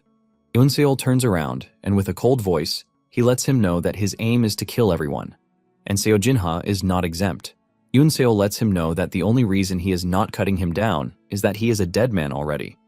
Seo Jinha realizes that Eunseol is actually right because, in the end, he is just a competitor who needs to get out of the way. Out of desperation, Jinha tells Eunseol that he is ready to work with him if he can give him the antidote. Eunseol then asks him why he should help him out, and in his defense, Jinha reminds Eunseol that there are about 20 trainees left. He explains that these trainees are all in groups, and no matter how strong Eunseol is, he has no chance against them all by himself. Jinha promises to tell Eunseol the weaknesses of the remaining group if he helps him. In addition, Jinha promises Eunseol that he is never going to betray him if he saves his life. After taking a moment to think about it, Eunseol comes to the conclusion that Seo Jinha is not the type to trick people or betray someone. Jinha also assures Eunseol that he is going to work with him until the very end, while reiterating the fact that he is not going to betray him. Eunseol finally agrees to help, and he throws the antidote canister to Jinha so he can help himself. Jinha wastes no time pouring the powder on the affected part, and while he is doing this, the bell for another restricted area comes on. The moment Eunseol hears this, he tells Jinha that they need to leave immediately. Jinha is surprised because they are still in the safe zone, but Eunseol screams at him to use his head. He reminds him that most of the battle area has been restricted already, and since another restriction just happened and they are in the safe zone, this can only mean one thing. This basically means that the rest of the group will soon converge on their position. Before he can even finish saying this, the other groups show up, surrounding Jinha and Eunseol. Without a doubt, Eunseol realizes that they are late already, and while assessing the group that just arrived, he notices that there is a certain dude among them who appears to be different from the rest. The dude has a red scarf tied around his hair, and he has a cold demeanor about him. Since the group is a bunch of different factions, one of them wastes no time suggesting that they kill Eunseol and Jinha first before deciding on what to do with each other. It turns out that everyone in the group knows about Jinha and Eunseol and the type of skills that they wield. Realizing that they are in a very tight spot, Jinha reaches for the antidote bottle that Eunseol gave him earlier. In an act of ingenuity, he throws the powder at the group, claiming that it is poison from the hellish blood castle. The powder leaves a purple dust that covers the entire area and leaves the group members covering their mouths in fear. While the group is trying to deal with what they think is poison, Eunseol and Jinha make a run for it. Suddenly, one of the group members catches on to the fact that they have been tricked, and he alerts the rest of the group, telling them that the powder is not poison. Jinha, on the other hand, is glad that the powder actually created what appears to be a smokescreen. Meanwhile, Eunseol is already thinking of the next thing to do, and he figures out that a large area is not going to work out for them. He thinks of getting a cave where they will be best suited to fight, and just as if they are working in sync, Jinha can see what he is thinking. Eunseol then tells Jinha to follow him because he knows a cave that they can use. Apparently, he is talking about his former living quarters, which provide the best place for them to fight in. Jinha is ultimately impressed when he realizes that Eunseol has it all figured out already. Eunseol and Jinha continue their advance towards the cave area, but everything turns out badly for them when they see a cloud of smoke covering the area, signaling the fact that the cave area has fallen under a restricted section. The killer demons have the entire place surrounded, giving them no room to breach whatsoever. Yunseol figures out that the higher-ups are watching and intentionally picks the area to be a restricted area just so they can see what would happen. Jinha starts to panic, and he asks Yunseol what they are supposed to do. Yunseol lets him know that the killer demons won't attack them as long as they don't cross the fog. Since they have no choice but to fight, Yunseol believes that having their backs against the demon killers might not be a bad choice. Realizing that they have no choice, the two prepare themselves for the battle of their lives. The group chasing them finally shows up, and they are pissed about the fact that Yunseol and his partner are stressing them out. Without delaying any further, they rush towards the two, aiming to kill them as fast as possible. Meanwhile, the head instructor is watching from above, and he believes that the battle that is about to ensue will be the deciding battle for the 10 demon masters. Daggers fly towards Yunseol, but he easily dodges everything before going after the dude who throws the daggers. He cuts down the dude, and while he is doing this, Jinha is also showing the attackers why he is not on their level. Suddenly, a long-range weapon comes flying at Jinha, forcing him to take a step backwards. The intensity of the long-range weapon forces Jinha and Yunseol to stand back-to-back again, leaving their assailants to surround them. Seeing how the situation has turned out, Yunseol realizes that he is on the verge of death, and he subtly says he has no regrets, since he has put his all into everything he has done so far. The moment Yunseol hears this, he realizes that he and Jinha are on a completely different path because if he dies at that moment, he is going to be filled with the regret of not being able to avenge his grandfather. The reality that this might happen hits him really hard, and he loses every sense of fear and immediately locks in. Yunseol switches positions from being the hunted to the hunter, and the first two who are running towards him have no idea what hit them. He cuts them down so fast that he is already onto his next target before Jinha even realizes that Yunseol is no longer behind him. Yunseol's technique changes as he slashes his opponents like tissue. The other trainees start panicking because they have never seen the type of technique that Yunseol is wielding. Realizing how dangerous Yunseol is, the target immediately shifts to him. They focus all of their attention on him, but at this point, all of Yunseol's senses are on overdrive, especially his wild beast senses. He remembers every move Sawu did, and in that moment, he starts moving erratically. All the trainees can see are bodies flying left and right, while they can't seem to track Yunseol's movements. Even the head instructor is shocked by what he is staring at, as he cannot believe that a trainee is moving just like a pro. Yunseol is dealing blows left and right until an unexpected punch comes from nowhere, and Yunseol only notices it at the last minute. He is able to block the punch with his sword, but failure to prepare ahead causes the punch to shatter his sword before throwing him into the distance. Jinha freaks out when he sees where Yunseol landed, and he screams at him to stand up. Yunseol is a bit disoriented from the punch, and by the time he comes back to his senses, he finds himself in the fog. His mouth opens in shock and dismay, and by the time he looks up, he sees a killer demon staring down at him, ready to decapitate him. To everyone's shock, the head instructor screams out an order at the last minute. The killer demon is about to grab Yunseol when Sawu appears behind him and holds a sword to his neck to let him know that Yunseol is spared. Yunseol stares into his master's eyes, and this is the last thing he sees before finally passing out. The head instructor screams at the top of his voice, demanding that they bring out the head physician to prevent Yunseol from dying. Jingak tries telling the head instructor that it is wrong for him to suddenly pause the trial, but the head instructor assures Jingak that he is going to take full responsibility. Deep down, the head instructor is rejoicing that he has finally found the kind of jewel that he has been looking for. The head instructor is confident that Yunseol will go ahead to become one of the 10 demon masters. Later on, the head instructor was asked by one of the elders, Hua Wimyong, why he disrupted the plan, which was to initially select 10 demon masters and 2 geniuses who would serve as their ears and ears. Apparently their plan was to select 12 trainees, but Yunseol ended the trial with 14 trainees even when he knew he was going to be punished for it. The head instructor lets Hua know that he is fully prepared for whatever consequence that comes with his decision. Hua is worried about how the emissaries from the 10 demonic sects will take the news, but the head instructor assures Hua, telling him that the 10 executives would also see what he saw in Yunseol. Sometime later, Yunseol wakes up in a strange room with the smell of medicine everywhere. He immediately figures out that he is in the room where his wounds were treated. He assesses his body and realizes that his wounds are perfectly healed, and this includes all of his internal injuries. He is totally impressed by this because he wasn't expecting the physician from the Demon Palace to be so impressive. Once he gathers his strength, he gets on his feet and makes his way to the hallway where he meets an attendant who asks him to come along. He leads Yunseol to the main hall, and Yunseol is totally blown away by the incredible setting of the building. He asks the dude where they are, and he informs him that they are currently in the center of Hell Island. It dawns on Yunseol that he hasn't seen the building before because it was in the restricted area. Once Yunseol makes himself comfortable, the attendant asks him if he would like to order anything, and Yunseol asks for 2 bowls of noodles. Moments later, the noodles arrived, and the reason he asked for noodles was that he had always enjoyed noodles with his grandfather. Just as he is about to start eating, Jinha shows up, teasing him about the 2 bowls of noodles in his presence. Not ready to be friends, Yoonseol asks Jinha what he wants, and Jinha takes a moment before thanking Yoonseol for saving his life. So Jinha admits that he would have died if not for Yoonseol saving his life. Yoonseol doesn't want to take credit for this, but Jinha explains to him that they were supposed to be 12 surviving trainees. However, the head instructor's decision to suddenly save him is why Jinha is also alive. Yoonseol is shocked to hear this, and he is even more shocked when he hears that he has been out for 4 days. Yoonseol thought he was just out for 1 day, and Jinha let him know that he was pretty lucky that the physician known as the Mad Physician was close by. Talking about the Mad Physician, he is considered the best physician, but after failing to cure his lover's illness, he became mentally unstable. Basically, he is considered a miracle worker who can save anyone as long as they are still breathing. Yoonseol feels honored by the fact that he was saved by the said physician. Without asking, Jinha decides to dig into Yoonseol's noodles while dispersing more information. He mentions that the killer demons are actually martial masters sent over by the 10 demonic sects. Apparently, the sects will be coming to pick their successors too.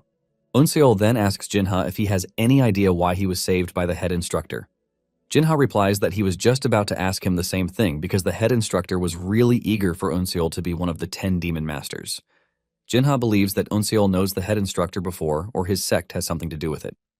Yoonseol then clears the air, saying he didn't know the head instructor before. When Yoonseol hears that the head instructor is being heavily punished for what happened, he starts wondering why a man whom he never knew stepped in to save him, and even risked being punished for it. Just then, a loud sound calls everyone's attention to the fact that the executives of the 10 demonic sects have arrived. The trainees immediately gather, and they watch as the aura farming executives enter the room. Without wasting time, the vice master of the necromancer sect, Bulsa, makes his move. He points to a dude named Yang Munho and asks him to join the necromancer sect. Yang is skeptical because he has always trained with a sword and has never held a spear before. Bulsa lets him know that this doesn't matter before he was born with a physique that is suited for the necromancy spear. Bulsa points out that Yang was unable to max out his potential while he was using the sword, and the spear would be the best choice for him. With these words ringing in his head, Yang quickly follows Bulsa. After Bulsa is done, another old man, Jok Yahan, steps up, and he is the vice master of the Hellish Blood Castle. Surprisingly, Jok calls upon Jinha to join the Hellish sect, and this shocks the dude. Jinha can't believe that Jok Yahan is seriously calling on him, who was known as the genius of the sword since he was a kid, to join the Hellish Blood Castle that creates poison artists. Jok explains that the scariest poison in the world is a poisonous heart. Apparently, before the 3rd trial began, Jinha had used a girl from the martial office of the Hellish Castle to kill all the trainees, and after failing, he ended her life to make sure she stays silent forever. Jinha immediately cuts in to defend himself, saying the girl offered first.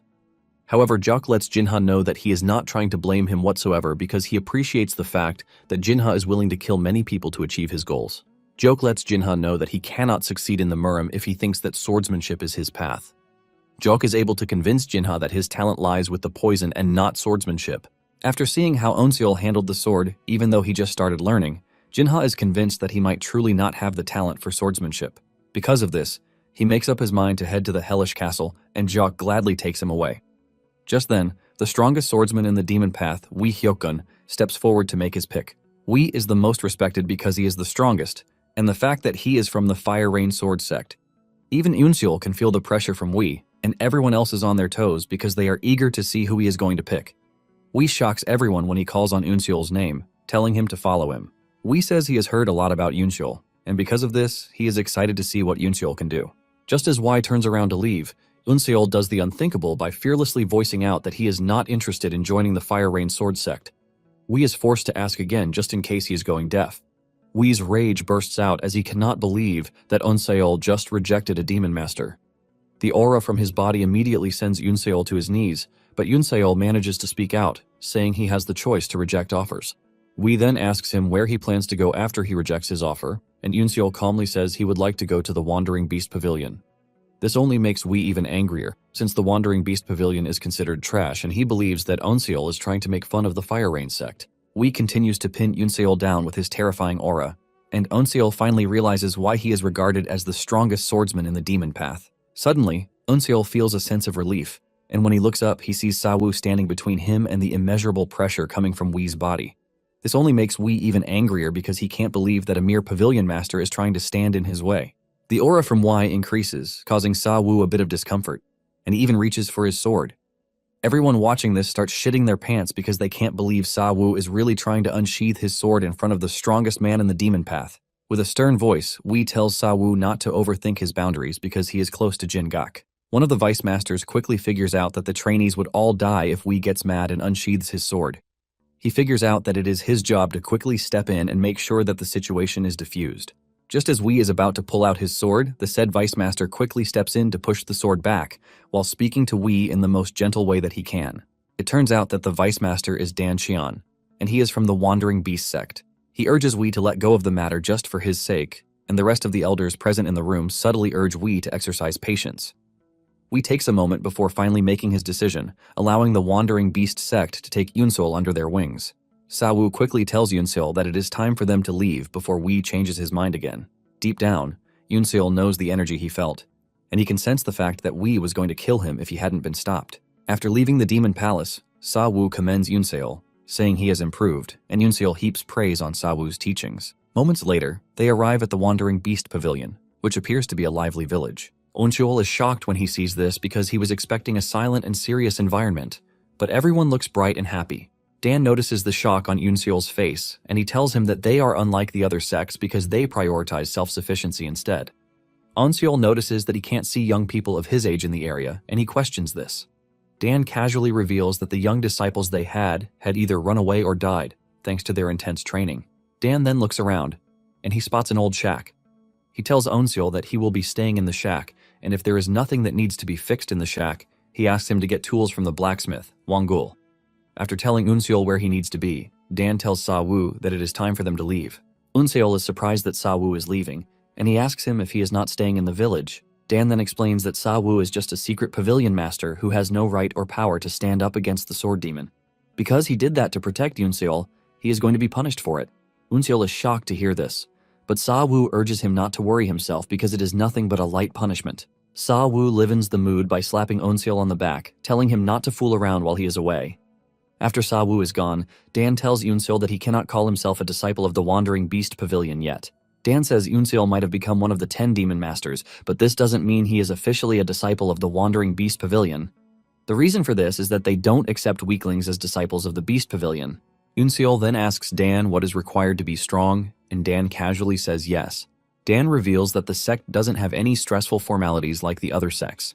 Dan says the sect doesn't enforce a sense of belonging or an oath because all that is needed is to learn martial arts and become stronger. By doing this, he will be acknowledged as a disciple, and Dan lets him know that everyone in the pavilion is his mentor.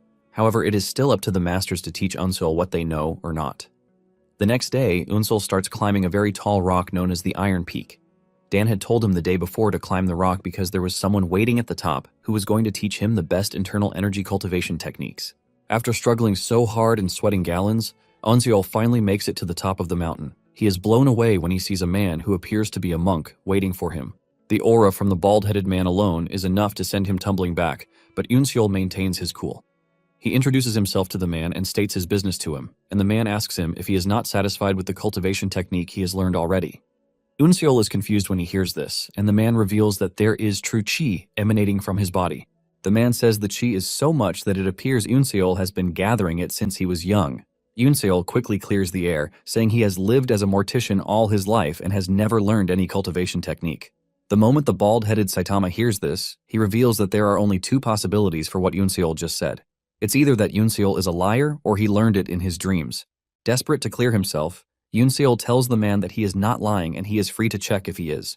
The man is curious about this, and he asks Yunsul if he is free to destroy all of his true qi, to which Yunsul says yes.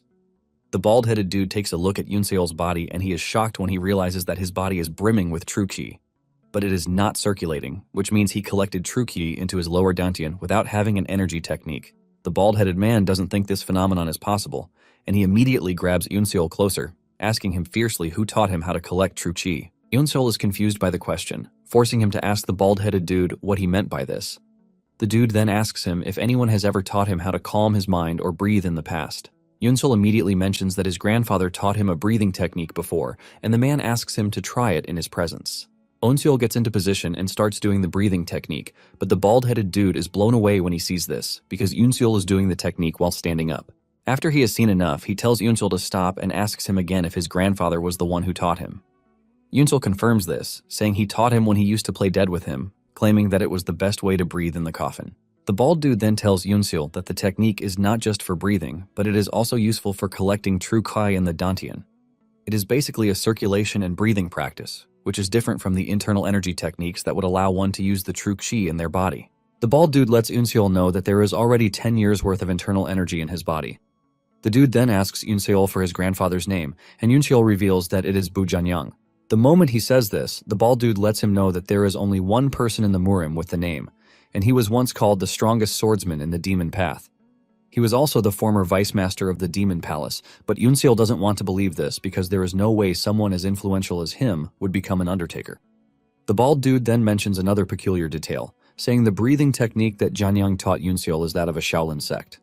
This shocks Yunseol because this basically means the technique is from the Orthodox sect, leaving the huge question of whether his father was originally a martial master of the Orthodox sect. Fear creeps through Yunseol's body because he knows that if the truth gets out, he is going to lose his title as a demon master in the best-case scenario, but would be killed in the worst-case scenario. The bald dude then urges Yunseol not to fret because he doesn't doubt him. He's pretty sure the Demon Palace has done its background check on him, and since they didn't find anything, he is good to go. The bald dude then tells Yunseol that he is going to teach him the breathing technique, since he made a promise to the Wandering Beast Pavilion. The bald dude lets Yunseol know that he doesn't really care if he learned orthodox or demonic martial arts. However, he lets him know that if he ever teaches someone else the technique he is about to show him, he is going to kill him and everyone close to him. Without hesitation, Yunseol assures the bald dude that he is up for the task. Realizing that Yunseol is ready, the bald-headed dude introduces himself as Hyeol Gumong. Hyeol asks Yunseol if he knows the difference between the orthodox and demonic internal energy cultivation techniques, and Yunseol says no. Hyeol explains that the orthodox Murim's internal energy cultivation techniques are natural ways to build internal energy in the human body, while the demonic path is hell-bent on using every method necessary to gather internal energy. This is basically why they have a bulk load of internal energy from the start, but the methods they use go against the nature of the human body. However, the orthodox Murim's martial masters end up being superior in the end, thanks to the true Qi that they have gathered. Hyeol then reveals that the technique he is going to teach Yunseol is out of the bounds of the demonic martial arts. He claims that the cultivation technique is the most excellent and miraculous out of all cultivation techniques. However, gaining such power comes with a price because the process of learning is excruciatingly painful. He mentions that he ate his fingers while he was learning the technique. Apparently, those who can endure such immeasurable pain can attain a body that is in complete sync with internal energy. Hyeol comes clean, revealing that he was once a martial master of the Azure Dragon Temple, but he was framed for murder and kicked out with his internal energy sealed. It was in the process of recovering the internal energy that he got help from the Wandering Beast Pavilion, and this is why he promised them that he would teach his internal energy cultivation technique as a way of repaying his debt. Since he would have failed his promise if can't teach Yunseol the technique, Hyeol says he would have to test him first. Hyeol tells Yunseol that he is going to use his true Qi to pierce all 365 of his acupuncture points all at once. He wants to do this to clean his vessels and prepare them to learn the technique. Hyeol lets Yunseol know that it is going to be painful, and he urges him to back out if he can't endure it. Yunseol, being the stubborn brat that he is, assures Hyeol that he is up for the task. Since he is confident that he can go through with it, Hyeol unleashes his true Qi into Yunseol's body in an attempt to cleanse him. However, Hyeol is struck by something so shocking that he has never seen before. He is expecting Yunseol to be shouting in pain because of how painful the process is, but to his surprise, Yunseol is calm and quiet. This is when it dawns on Hyeol that there is no bad smell from any impurities coming out of Yunseol's body, meaning Yunseol doesn't have a drop of tainted energy in his vessels. Hyeol is so impressed that he excitedly yells out, telling Yunseol that he is going to teach him his internal energy cultivation technique. 6 months later, Yunseol has gone through severe changes that make him look totally different. He has bulked up and doesn't look like the frail kid that he once was. Hyeol picks up a boulder and hurls it at Yunseol. Instead of moving or trying to smash the boulder, Yunseol decides to aura farm, and his aura is so much that he shatters the boulder without making a move. Hyeol is impressed by this, and he concludes that Yunseol has mastered the technique. Hyeol is blown away by the fact that Yunseol was able to learn the technique in just 6 months. In this period, he has been able to disperse the true Qi he had collected inside him after learning the circulation technique. Hyeol then suggests that they proceed to the next thing on their plate. Yunseol gets into position to circulate his Qi, and he is all thankful that Hyeol taught him everything because he was able to reach the first level in no time. Nonetheless, Yunseol still thinks he is lagging behind because the circulation technique has 8 levels, and he wants to reach the second level before leaving the mountain. Powered by his immense determination, Unseol is able to break through to the next level, shocking Hyol. Hyol cannot believe that Unseol just broke through to the second level, which is the realm of untainted bone and muscle. This is a level that is meant for max toning of the bones and muscles. However, these sudden changes put so much pressure on the body, and just as expected, Unseol starts feeling the pain. Blood drips out of his mouth as he grits his teeth, determined to push through to the end. Hyol quickly rushes behind Unseol to support him. He urges him to maintain a blank mind and focus on his goal. Hyol then notices that Unseol's body is unable to restrain the true chi because of the sudden changes, and with the way things are going, he is just going to end up with severe internal wounds. Without hesitation, Hyol concludes that he has to use his life force to help Unseol. He places his hand on Unseol's back and fires his life essence into him to help him push through. By the time Unseol is done, he realizes that his body is burning with so much energy, and when he turns around, he sees Hyol straining. Unseol rushes over to check on him, asking him if he gave him his true ki. Hyol can see that Unseol is worried, and he urges him not to be because he can't actually leave the Wandering Beast Pavilion until Unseol has learned properly. Unseol is shocked to hear this as he realizes that Hyol is actually a caring person, even though he tries to portray the face of a tough guy. Unseol is very grateful for his help, and he assures the man that he is not going to forget what he has done for him. However, Hyol urges Unseol to forget his existence. Unseol is shocked to hear this because it is the same thing that Sa-woo said to him during the competition. Hyol then tells Unseol that the only way he can repay him is if he learns the breathing technique very well and reaches the 8th level, which is the realm of great origin. Unseol takes a deep breath and assures Hyol that he would reach the stage that he couldn't, because Hyol only made it to the 5th stage. Since Unseol has reached the 2nd stage already, Hyol tells him that he no longer needs his teachings. He tells Unseol that the next thing he needs is the basics of martial arts. Hyol then tells Unseol to climb the cliff at the western edge of the Wandering Beast Pavilion because this is where he is going to train his martial arts. Unseol is grateful for everything and bows to Hyol in gratitude. 3 months after this, one of the sect's proficient squads, the Wind Cloud, returns to the pavilion. The squad returns to the pavilion flying through the rooftops just to show off because apparently they are the best unit out there. The leader of the squad, Baek-yeon, decides to aura farm very well until Dan shows up to welcome him. Baek-yeon slowly removes his face mask while addressing Dan formally. Dan reminds him that he already told him to forget about formalities, but Baek refuses, saying the rules of the pavilion have been stretched thin enough as it is. Baek is glad that Dan showed up because he was aiming to see him. Baek demands to know why Dan brought in one of the 10 demon masters, even though he was against the plan in the first place. Dan then reveals that Unseol was the one who chose the sect because he rejected the Fire Rain sect's offer. Baek is surprised to hear that a youngster chose them. Dan confirms this, saying the decision almost made him fight Wee. Dan then teases Baek, saying he should be proud of Unseol because he chose them. Baek is not entirely pleased, claiming that the decision is why the Fire Rain sect didn't choose any of the 10 demon masters. Baek screams at Dan, reminding him that their sect is under fire from the Demon Palace, and grabbing Unseol under their wings just added more fuel to the fire. Dan smiles when he hears this, reminding Baek that the Wandering Beast Pavilion has never concerned itself with the politics of the Murim because their goal is to master martial arts. Baek is forced to agree with Dan, but he demands to see Unseol because his position as one of the Demon Masters is currently at stake. Meanwhile, Unseol had visited another teacher, Go-wal, who was once known as the Grand Thief, thanks to his technique known as the Swift Phantom. Go-wal boasts of his technique, saying everyone who has tried to learn his technique has become crippled because they could not keep up with the rapid changes. Go-wal believes that Unseol is going to join the list of cripples, but to his shock, Unseol masters the technique in just a month. Even though he is shocked and stunned, Go-wal is also pleased that he has found someone who can inherit his legacy. Because of this, he concludes that he is going to close down his dojo. Go-wal tells Unseol that all that is left for him is to master the rest of the technique himself so he can use it in real-life situations. Later on, Baek and Dan decide to check on Unseol. They stand on a cliff, watching Unseol practicing the Swift Phantom technique. Baek confidently says Unseol has no chance, since the technique is a hard one to master. Baek's mouth is left wide open when he sees the way Unseol is moving, leaving him to ask if Unseol has been practicing the move since he arrived at the pavilion. Dan corrects this, saying Unseol has learned another technique when he joined. It starts to dawn on Baek that the rumor about Unseol learning the Wild Beast Path in 2 weeks is true, and Dan confirms this. Dan mentions that Sa-woo gave Unseol all of his spiritual water, and he believes that this is what helped him to open the transcendental nerve earlier. Baek disagrees, saying the spiritual water alone is not enough to help him master the technique. Dan then mentions that he is in charge of everything at the moment because the Pavilion Master is still in isolation. Baek then mentions that the 10 demonic sects all have an issue with the way the 10 Demon Masters situation has played out so far. Apparently, the real reason they created the 10 Demon Masters program was to nurture prodigies that are capable of killing the orthodox masters. Beck confirms this, but says some of the demonic sects were unaware, which is why they sent their successors for the competition. Dan believes that this is not supposed to be an issue, but Beck lets him know that a big problem has arisen from this. It turns out that the White Demon Temple leader's only son, Kang Morion, died all thanks to Yoonseol. Dan doesn't really feel pity for what happened because he believes that it is a skill issue, since they were all aware of the risk attached to the competition.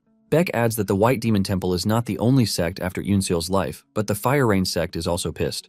Apparently, they are not happy with the fact that Yoonseol used the unrivaled lightning and thunder technique, and he is not even their disciple. Wai has been calling for disciplinary action because of this, and Xian was even punished by being kicked out of his position. Dan is surprised that they are still aiming to punish Yoonseol even after they have punished the person who taught him. Beck then reveals that they actually want to test Yoonseol to see if he is really qualified to be one of the 10 Demon Masters. If he fails to prove himself, he will be stripped of the opportunity to use the sword ever again. The two are still in the middle of this conversation when Yoonseol leaps over from where he is to join them. Dan commends him for his training so far and then introduces him to Beck. Just as usual, Yoonseol bows his head in respect to Beck, and Beck wastes no time opening his mouth, saying there is something he wants to discuss with Yoonseol. Dan quickly jumps in, telling Beck to stop because there is no use telling Yoonseol. However, Yoonseol cuts in, telling the two that he is ready to take responsibility, since it is something that happened because of him. This is when it dawns on the two that Yoonseol must have heard their discussion. Yoonseol apologizes if he was too forward, revealing that he was using the Wandering Beast Path's Chi Vibration Mind's Eye. Beck is left in disbelief, forcing him to ask Yoonseol if he was also doing that while using movement techniques. Yoonseol confirms this, mentioning that he basically followed the vibrations of the water's surface. Beck is ultimately shocked, but Dan is already getting used to the weird things that Yoonseol does. Beck is happy that they have a genius among them, and he suggests that they place their faith in him. Dan is shocked to hear that Beck is suggesting that they send Yoonseol to the Demon Palace for the test when they are aiming to kill him. Beck argues, saying the Demon Palace only wants to help the White Demon Temple leader feel better, not to kill Yoonseol. This is basically why they chose the Demon Palace as the site for the test, not the White Demon Temple or the Fire Rain Sword sect. Beck lets Dan know that things would only get progressively worse if he rejects the request. The two are still arguing among themselves when Yoonseol cuts in, saying he is ready to go. Yoonseol says that since they are looking to improve their image, killing him would only make it worse. In addition, Yoonseol says he is a proud disciple of the Wandering Beast Pavilion, and he is not looking to avoid any fight that comes his way. Beck agrees with Yoonseol, telling Dan that this is the only way they can avoid getting bothered in the future. Dan finds himself backed into a corner, and he is forced to agree. However, he tells Yoonseol that if he manages to pass the test, he must make sure to get the aggrieved sects to promise to overlook what has happened in the past. With everyone in agreement, Yoonseol heads to the Demon Palace, and while entering the gate, he realizes that things have changed a lot compared to the first time he walked through the same gates. One of the attendants led him to the Grand Hall of the Demon Palace and informed him that he was going to be attended to by another person once he was inside the hall. Yoonseol stares directly into the Grand Hall of the Demon Palace, which is in charge of all administrative matters in the Demon Palace. It is basically the General Strategist's pavilion in the Murium Alliance, and it is where he is going to take the test to prove that he is worthy. Yoonseol steps into the hall, where he is introduced to the Grand Hall's master, Baek Jeoncheon. The moment Jeoncheon sets his eyes on Yoonseol, he compliments his ki because he has heard so much about it. Jeoncheon then asks Yoonseol if he is aware of why he had to come and the rift between the 10 demonic sects. Yoonseol is forced to ask the man if the Demon Palace and the 10 demonic sects are separate entities. When Yoonseol asks this, Jeoncheon realizes that the Wandering Beast Pavilion didn't explain the situation to Yoonseol. Jeoncheon then explains that the Demon Palace is a union of the demonic path sects, which comprises the 10 demonic sects. Although the two can't be separated, they still can't be considered as one entity. Jeoncheon says someone from one of the demonic sects is usually chosen to become the Demon Palace Master, but the former Palace Master wasn't. He then adds that not all of the demonic paths are on good terms with the Demon Palace. Yoonseol finally understands the situation, and this is the fact that the two entities are just cooperative, but there are loads of demonic path sects that hate the Demon Palace. Jeoncheon comes clean, saying the 10 Demon Masters' plan wasn't meant to pick the successors for the 10 demonic sects, but to nurture talents who will terminate the orthodox martial masters. To put it simply, the 10 Demon Masters competition was the Demon Palace's plan to wipe out the higher-ups of the orthodox Murium Alliance. Apparently, the 10 demonic sects initially rejected the plan, but the Demon Palace continued to pressure them until they had no choice but to send their disciples. However, some of the disciples died during the competition, and it is because of Yoonseol that the Demon Palace has found itself in an awkward position. Jeonseon reveals that he invited Yoonseol to punish him under the guise that he is taking an exam. He asks Onseol if he is aware of this fact, and Yoonseol says yes. Jeonseon is pleased to hear that Yoonseol came prepared for the exam, and after talking for so long, Yeonseon suggests that they get right to the point. Jeonseon mentions that the White Demon Temple and the Fire Rain sect have both done Onseol a favor by granting him access to the 10,000 Demonic Truth Pavilion. Apparently, it is a hall filled with archives that Yoonseol can check out, and Jeonseon hands him a golden plaque that will give him access to the hall. It turns out that there are 3 floors in the hall, and the plaque allows him to enter the first floor, which is the lowest of all floors. However, even the said hall has about 25,000 different books of martial arts, which Jeonseon believes will be a great advantage for Onseol. They are basically doing Onseol this favor because there is a very low chance of him passing the exam, so they are trying to make sure no one says anything bad about them. After telling him all of these, Jeonseon tells him that the exam is for him to endure 5 attacks from a martial master chosen specifically by the White Demon Temple. Jeonseon reveals that the head instructor actually let go of his position to make sure that Yoonseol went through in the competition. When Jeonseon asked him why he did this, he simply replied that Jeonseon would see very soon. Since the exam is coming up, Jeonseon says he is expecting to see what the head instructor meant by this. After receiving the plaque, Onseol steps into the lobby, and this is when he runs into Jin-gak. Onseol is surprised to see Jin-gak in the Demon Palace, and Jin-gak explains that he has a lot of connections inside the Grand Hall. Basically, he was the head instructor's assistant on Hell Island because he was substituting for the Grand Hall's master, who was absent during the time of the competition. Jin-gak then spots the plaque in Onseol's hand, prompting him to ask if he is visiting the Truth Pavilion for the exam. Yoonseol confirms this, and because Yoonseol was once his student, Jin-gak decides to give him one piece of advice. Jin-gak lets him know that the Jianghu is a dangerous place, and there is no kind gesture that is done without a reason. Jin-gak says there is always some kind of ill intention or scheme behind everything. After he is done saying this, Jin-gak tells Yoonseol that he is trusting him to find an opportunity, even in the midst of danger. He also adds that trees grow from their roots, which is basically speaking in parables. Yoonseol thanks Jin-gak for the advice, and Jin lets him know that he is rooting for him. Moments later, Yoonseol arrives at the 10,000 Demonic Truth Pavilion, which is a very large structure. Upon entering, Yoonseol can see that the library is not a regular one, and he is blown away by the fact that all of the books in the room are martial arts techniques. After walking through for a couple of minutes, Yoonseol could see that it was really a trap. Even though the entire room is filled with secret martial arts, they are not something he can learn in the space of one day. If he tries doing this, he is just going to end up wasting his time, and he is pretty sure that this is what his ops wants. Realizing that the Fire Rain sect and the White Demon Temple are trying to mess with his concentration, Onseol figures out that it is his job to remain focused and steadfast. Just then, Yoonseol remembers what Jin-gak said about trees growing from their roots, and it suddenly dawns on him what he is supposed to do. Yoonseol starts running around the building until he finally finds a book on the Wandering Beast reversal technique, which is a book from the Wandering Beast Pavilion. Onseol excitedly opens the book, but he is shocked by what he finds inside. After his grace is finally over, the day of the exam finally arrives. Onseol steps into the exam arena where he is addressed by an elder, Gok Gyobong, the supervisor for the exam. There is also Yu Onseong present on the scene, and he is from the Fire Rain Sword sect. There is also a representative from the Wandering Beast Pavilion, Nyong-gak, and the last person is Go Gunpyeong, who is from the White Demon Temple. Gok tells Onseol that the White Temple wishes to test his capabilities as one of the 10 demon masters. Gok then turns to the representatives of the Fire Rain sect and the White Demon Temple to ask them if they are going to let go of their grudges if Yoonseol manages to pass the test. The 2 representatives excitedly tell Gok that they are never going to bring back the past if Yoonseol survives the test. Since they are in agreement, Gok declares the test open. Go walks into the arena and tells Onseol that he is expected to endure or block 5 moves from him. Before coming for the exam, Go had been given explicit orders to kill Yoonseol. However, Go is empathic towards the Wandering Beast Pavilion's image, and because of this, he plans to relieve Yoonseol of his arms on the 5th move. Go then makes his move, and Yoonseol is blown away by the fact that Go just launched his attack without having to prepare, which shows how skilled the dude is. The attack aims straight for Yoonseol, but he is able to jump backwards, ultimately dodging the first move. Without wasting time, Go makes his next move, and Yoonseol soon finds himself being targeted by loads of branched attacks, forcing him to run through the arena just to try and dodge the move. Go is impressed that Onseol was able to see through the move, which is thanks to his wild beast senses. However, Go lets him know that he is not in the clear, yet. Before Onseol knows it, the 3rd move is already on him, and this one appears like the rain. The entire arena is covered with attacks meant to take him down. Because Yoonseol is confused about what's real or not, he figures out that dodging everything would be better for him.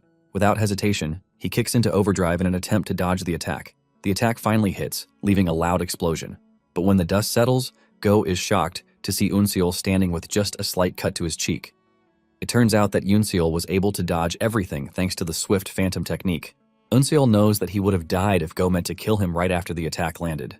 Go, on the other hand, is disappointed that he was not able to hit Unseol as much as he wanted to, and with the way things are going, he might not be able to cut off his arms. Go then decides to get more serious as he cooks up the fourth move, the White Demon Heart Strike. The attack looks like a flash of light, leaving Unseol isolated and scared that he doesn't have what it takes to dodge the attack. Without a doubt, Unseol is pretty sure that he is going to die if he fails to dodge the attack. Unseol then remembers the martial arts book that he found in the pavilion. He was shocked when he opened to see the book only to find out that the first few pages are dedicated to trash-talking the Wandering Beast Pavilion. However, the latter parts of the book detail the weaknesses of the Wandering Beast path. Unseol figures out that the insults were in the beginning to make sure that only the disciples of the Wandering Beast path read it. Inside the book, Unseol learns that as a martial artist, he is expected to use his senses and think. He is also expected to amplify the said senses when it is needed. Now that Unseol is in a dire situation, he follows the instructions of the books to amplify his senses just at the last minute. With this, he is able to dodge the White Demon Heart Strike technique, leaving everyone shocked right where they are. Go cannot believe what he is witnessing because even the martial masters of the White Demon Temple struggled to dodge the said attack. Go finally realizes why the Fire Rain sect and the White Demon Temple wanted Unseol gone. He has also seen that Unseol would only grow up to be a thorn in their flesh, and because of this, Go finally decides that Unseol needs to be eliminated. Go decides to use the very powerful technique White Demon Divine Serpent as his fifth move, aiming to kill Unseol once and for all. Unseol initially dodges the strike, but before he knows it, he realizes that the weapon is actually following him with the strong intent to send him to the afterlife. Apparently, the White Demon Divine Serpent is a very dangerous weapon because it doesn't stop until it sheds blood. With this in mind, Go is pretty sure that Unseol is about to lose his head. Realizing that he can't escape the attack, Unseol resorts to the use of the unrivaled lightning and thunder technique. Unseol holds his hand as the attack hits, leaving a bright golden flash. However, this is still not enough to repel the attack, and after holding on for a few seconds, the serpent finally forces his way through, piercing Unseol's shoulder. The force from this sends Unseol flying into the distance, but he refuses to fall on his back. He crashes to his knees, and even though his right arm has lost mobility, Unseol grabs his sword with his left hand. Unseol raises his head, and he looks intimidatingly dangerous as he showcases his will to continue the fight. Go is impressed, and at the same time, he is scared that Unseol will go ahead to cause them problems in the future. Because of this, he decides that it is in their best interest to take Unseol out of the picture. Just as he is about to cook up another move, the representative from the Wandering Beast Pavilion grabs his arm, reminding him that he has exhausted the 5 moves he was given already. Go snatches his hand from Gak, trying to act all pissed off because he touched him. However, Gak responds with a fierce look, assuring Go that he has no obligation to honor the deal he made with the Demon Palace if Go is trying to be dishonorable. Just then, the representative from the Fire Rain sect cuts in, saying Unseol used a technique from his sect during the test. He suggests that they nullify the test because of this, since this was their complaint in the first place.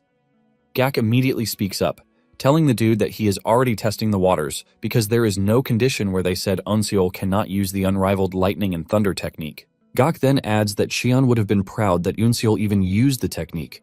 The representative is pissed when he hears this, as he believes that Gak is trying to ridicule his sect. Gak clears the air, saying, Go just used the most powerful technique of the White Demon Arts, but Unseol was able to repel it, using the unrivaled thunder technique. Gak says the only explanation for this is that the Fire Rain technique is superior to that of the White Demon Temple. The moment he says this, Gak immediately creates a rift between the Fire Rain sect and the White Demon Temple, since the Fire Rain sect cannot let go of an opportunity that crowns them as the superior sect. Because of this, the Fire Rain sect has no choice but to back off. Gak then informs everyone that the promise that was made will be honored. He declares that Unseol has now regained his title as one of the 10 Demon Masters, and he is also allowed to use the sword. After the declaration, Gak turns to Unseol's direction to tell him that he has proven himself. Just then, he notices how Unseol is staring at him. Gak goes close to help him rest up, and he realizes that Unseol had already fainted while he was still standing. Soon afterward, Unseol wakes up in a strange room again. He is shocked to see this, and he wonders why he keeps waking up in exclusive rooms. He then remembers the test, and he is worried that he might fail. He wonders what would happen if he fails the test. Since the situation is currently out of his control, he decides to sit down and circulate his chi in the meantime. While doing this, he realizes that he has a bulk load of true chi in his body, and he remembers Hyol's words telling him that he has 10 years worth of true chi in his system. Apparently, the chi would be more accessible when his acupoint is activated, and with what he is feeling inside him, He believes that the test has activated his acupoint. Before he realizes it, Eunseol reaches the third level of the reverse polarity cultivation technique, which is the realm that provides invulnerability to fire and water. Eunseol is in the middle of this when an attendant enters the room, and she tells him that he is currently in the Demon Gathering Pavilion. Basically, this is where the Elder Pavilion Master lives. Eunseol is shocked when he hears this, as he was expecting to have found himself in a medicinal hall, not the Elder Pavilion. Eunseol starts trembling because he knows just how important and crazy the Elder Pavilion is.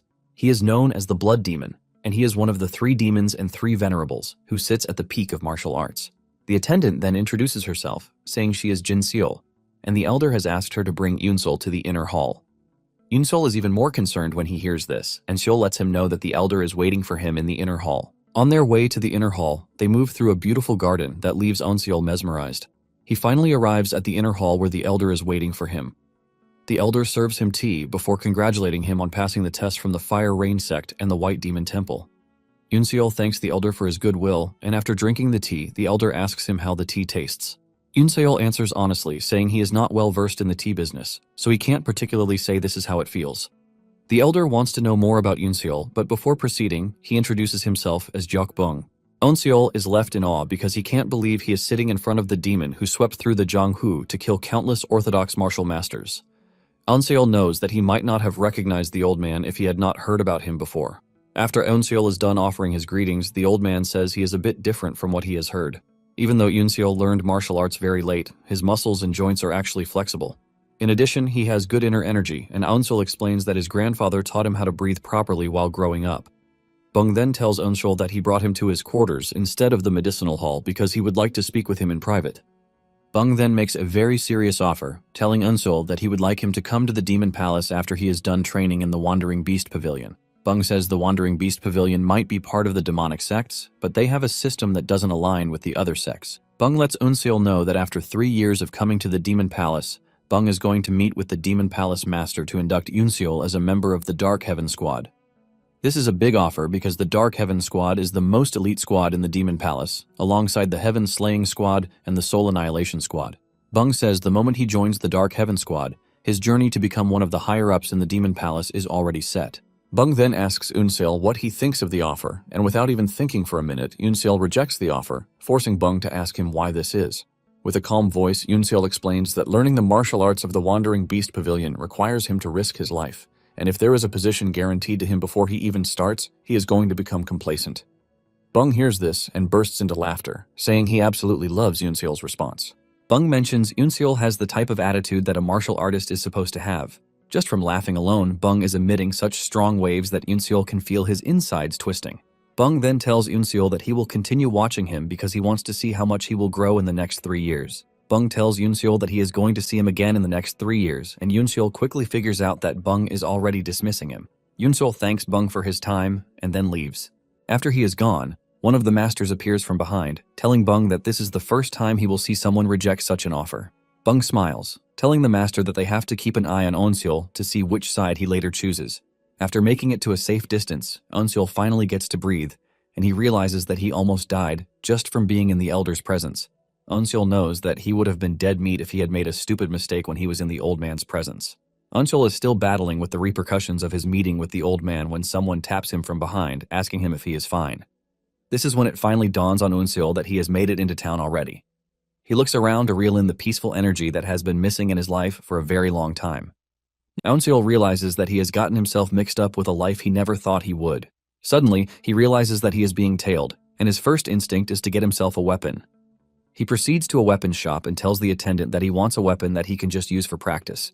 The man then points Eunseol to a bunch of weapons sitting in the corner, telling him to make his choice. Eunseol picks the one that suits him and then makes his way to a secluded area outside town. Once he figures out that he is where he can properly react, he tells whoever is following him to make themselves seen. Just then, a bunch of martial artists dressed as ninjas emerge from the bush, commending Eunseol for having such sharp senses. Eunseol soon finds himself surrounded, and the leader of the elimination team tells Eunseol that they are there to kill him before he finishes his training.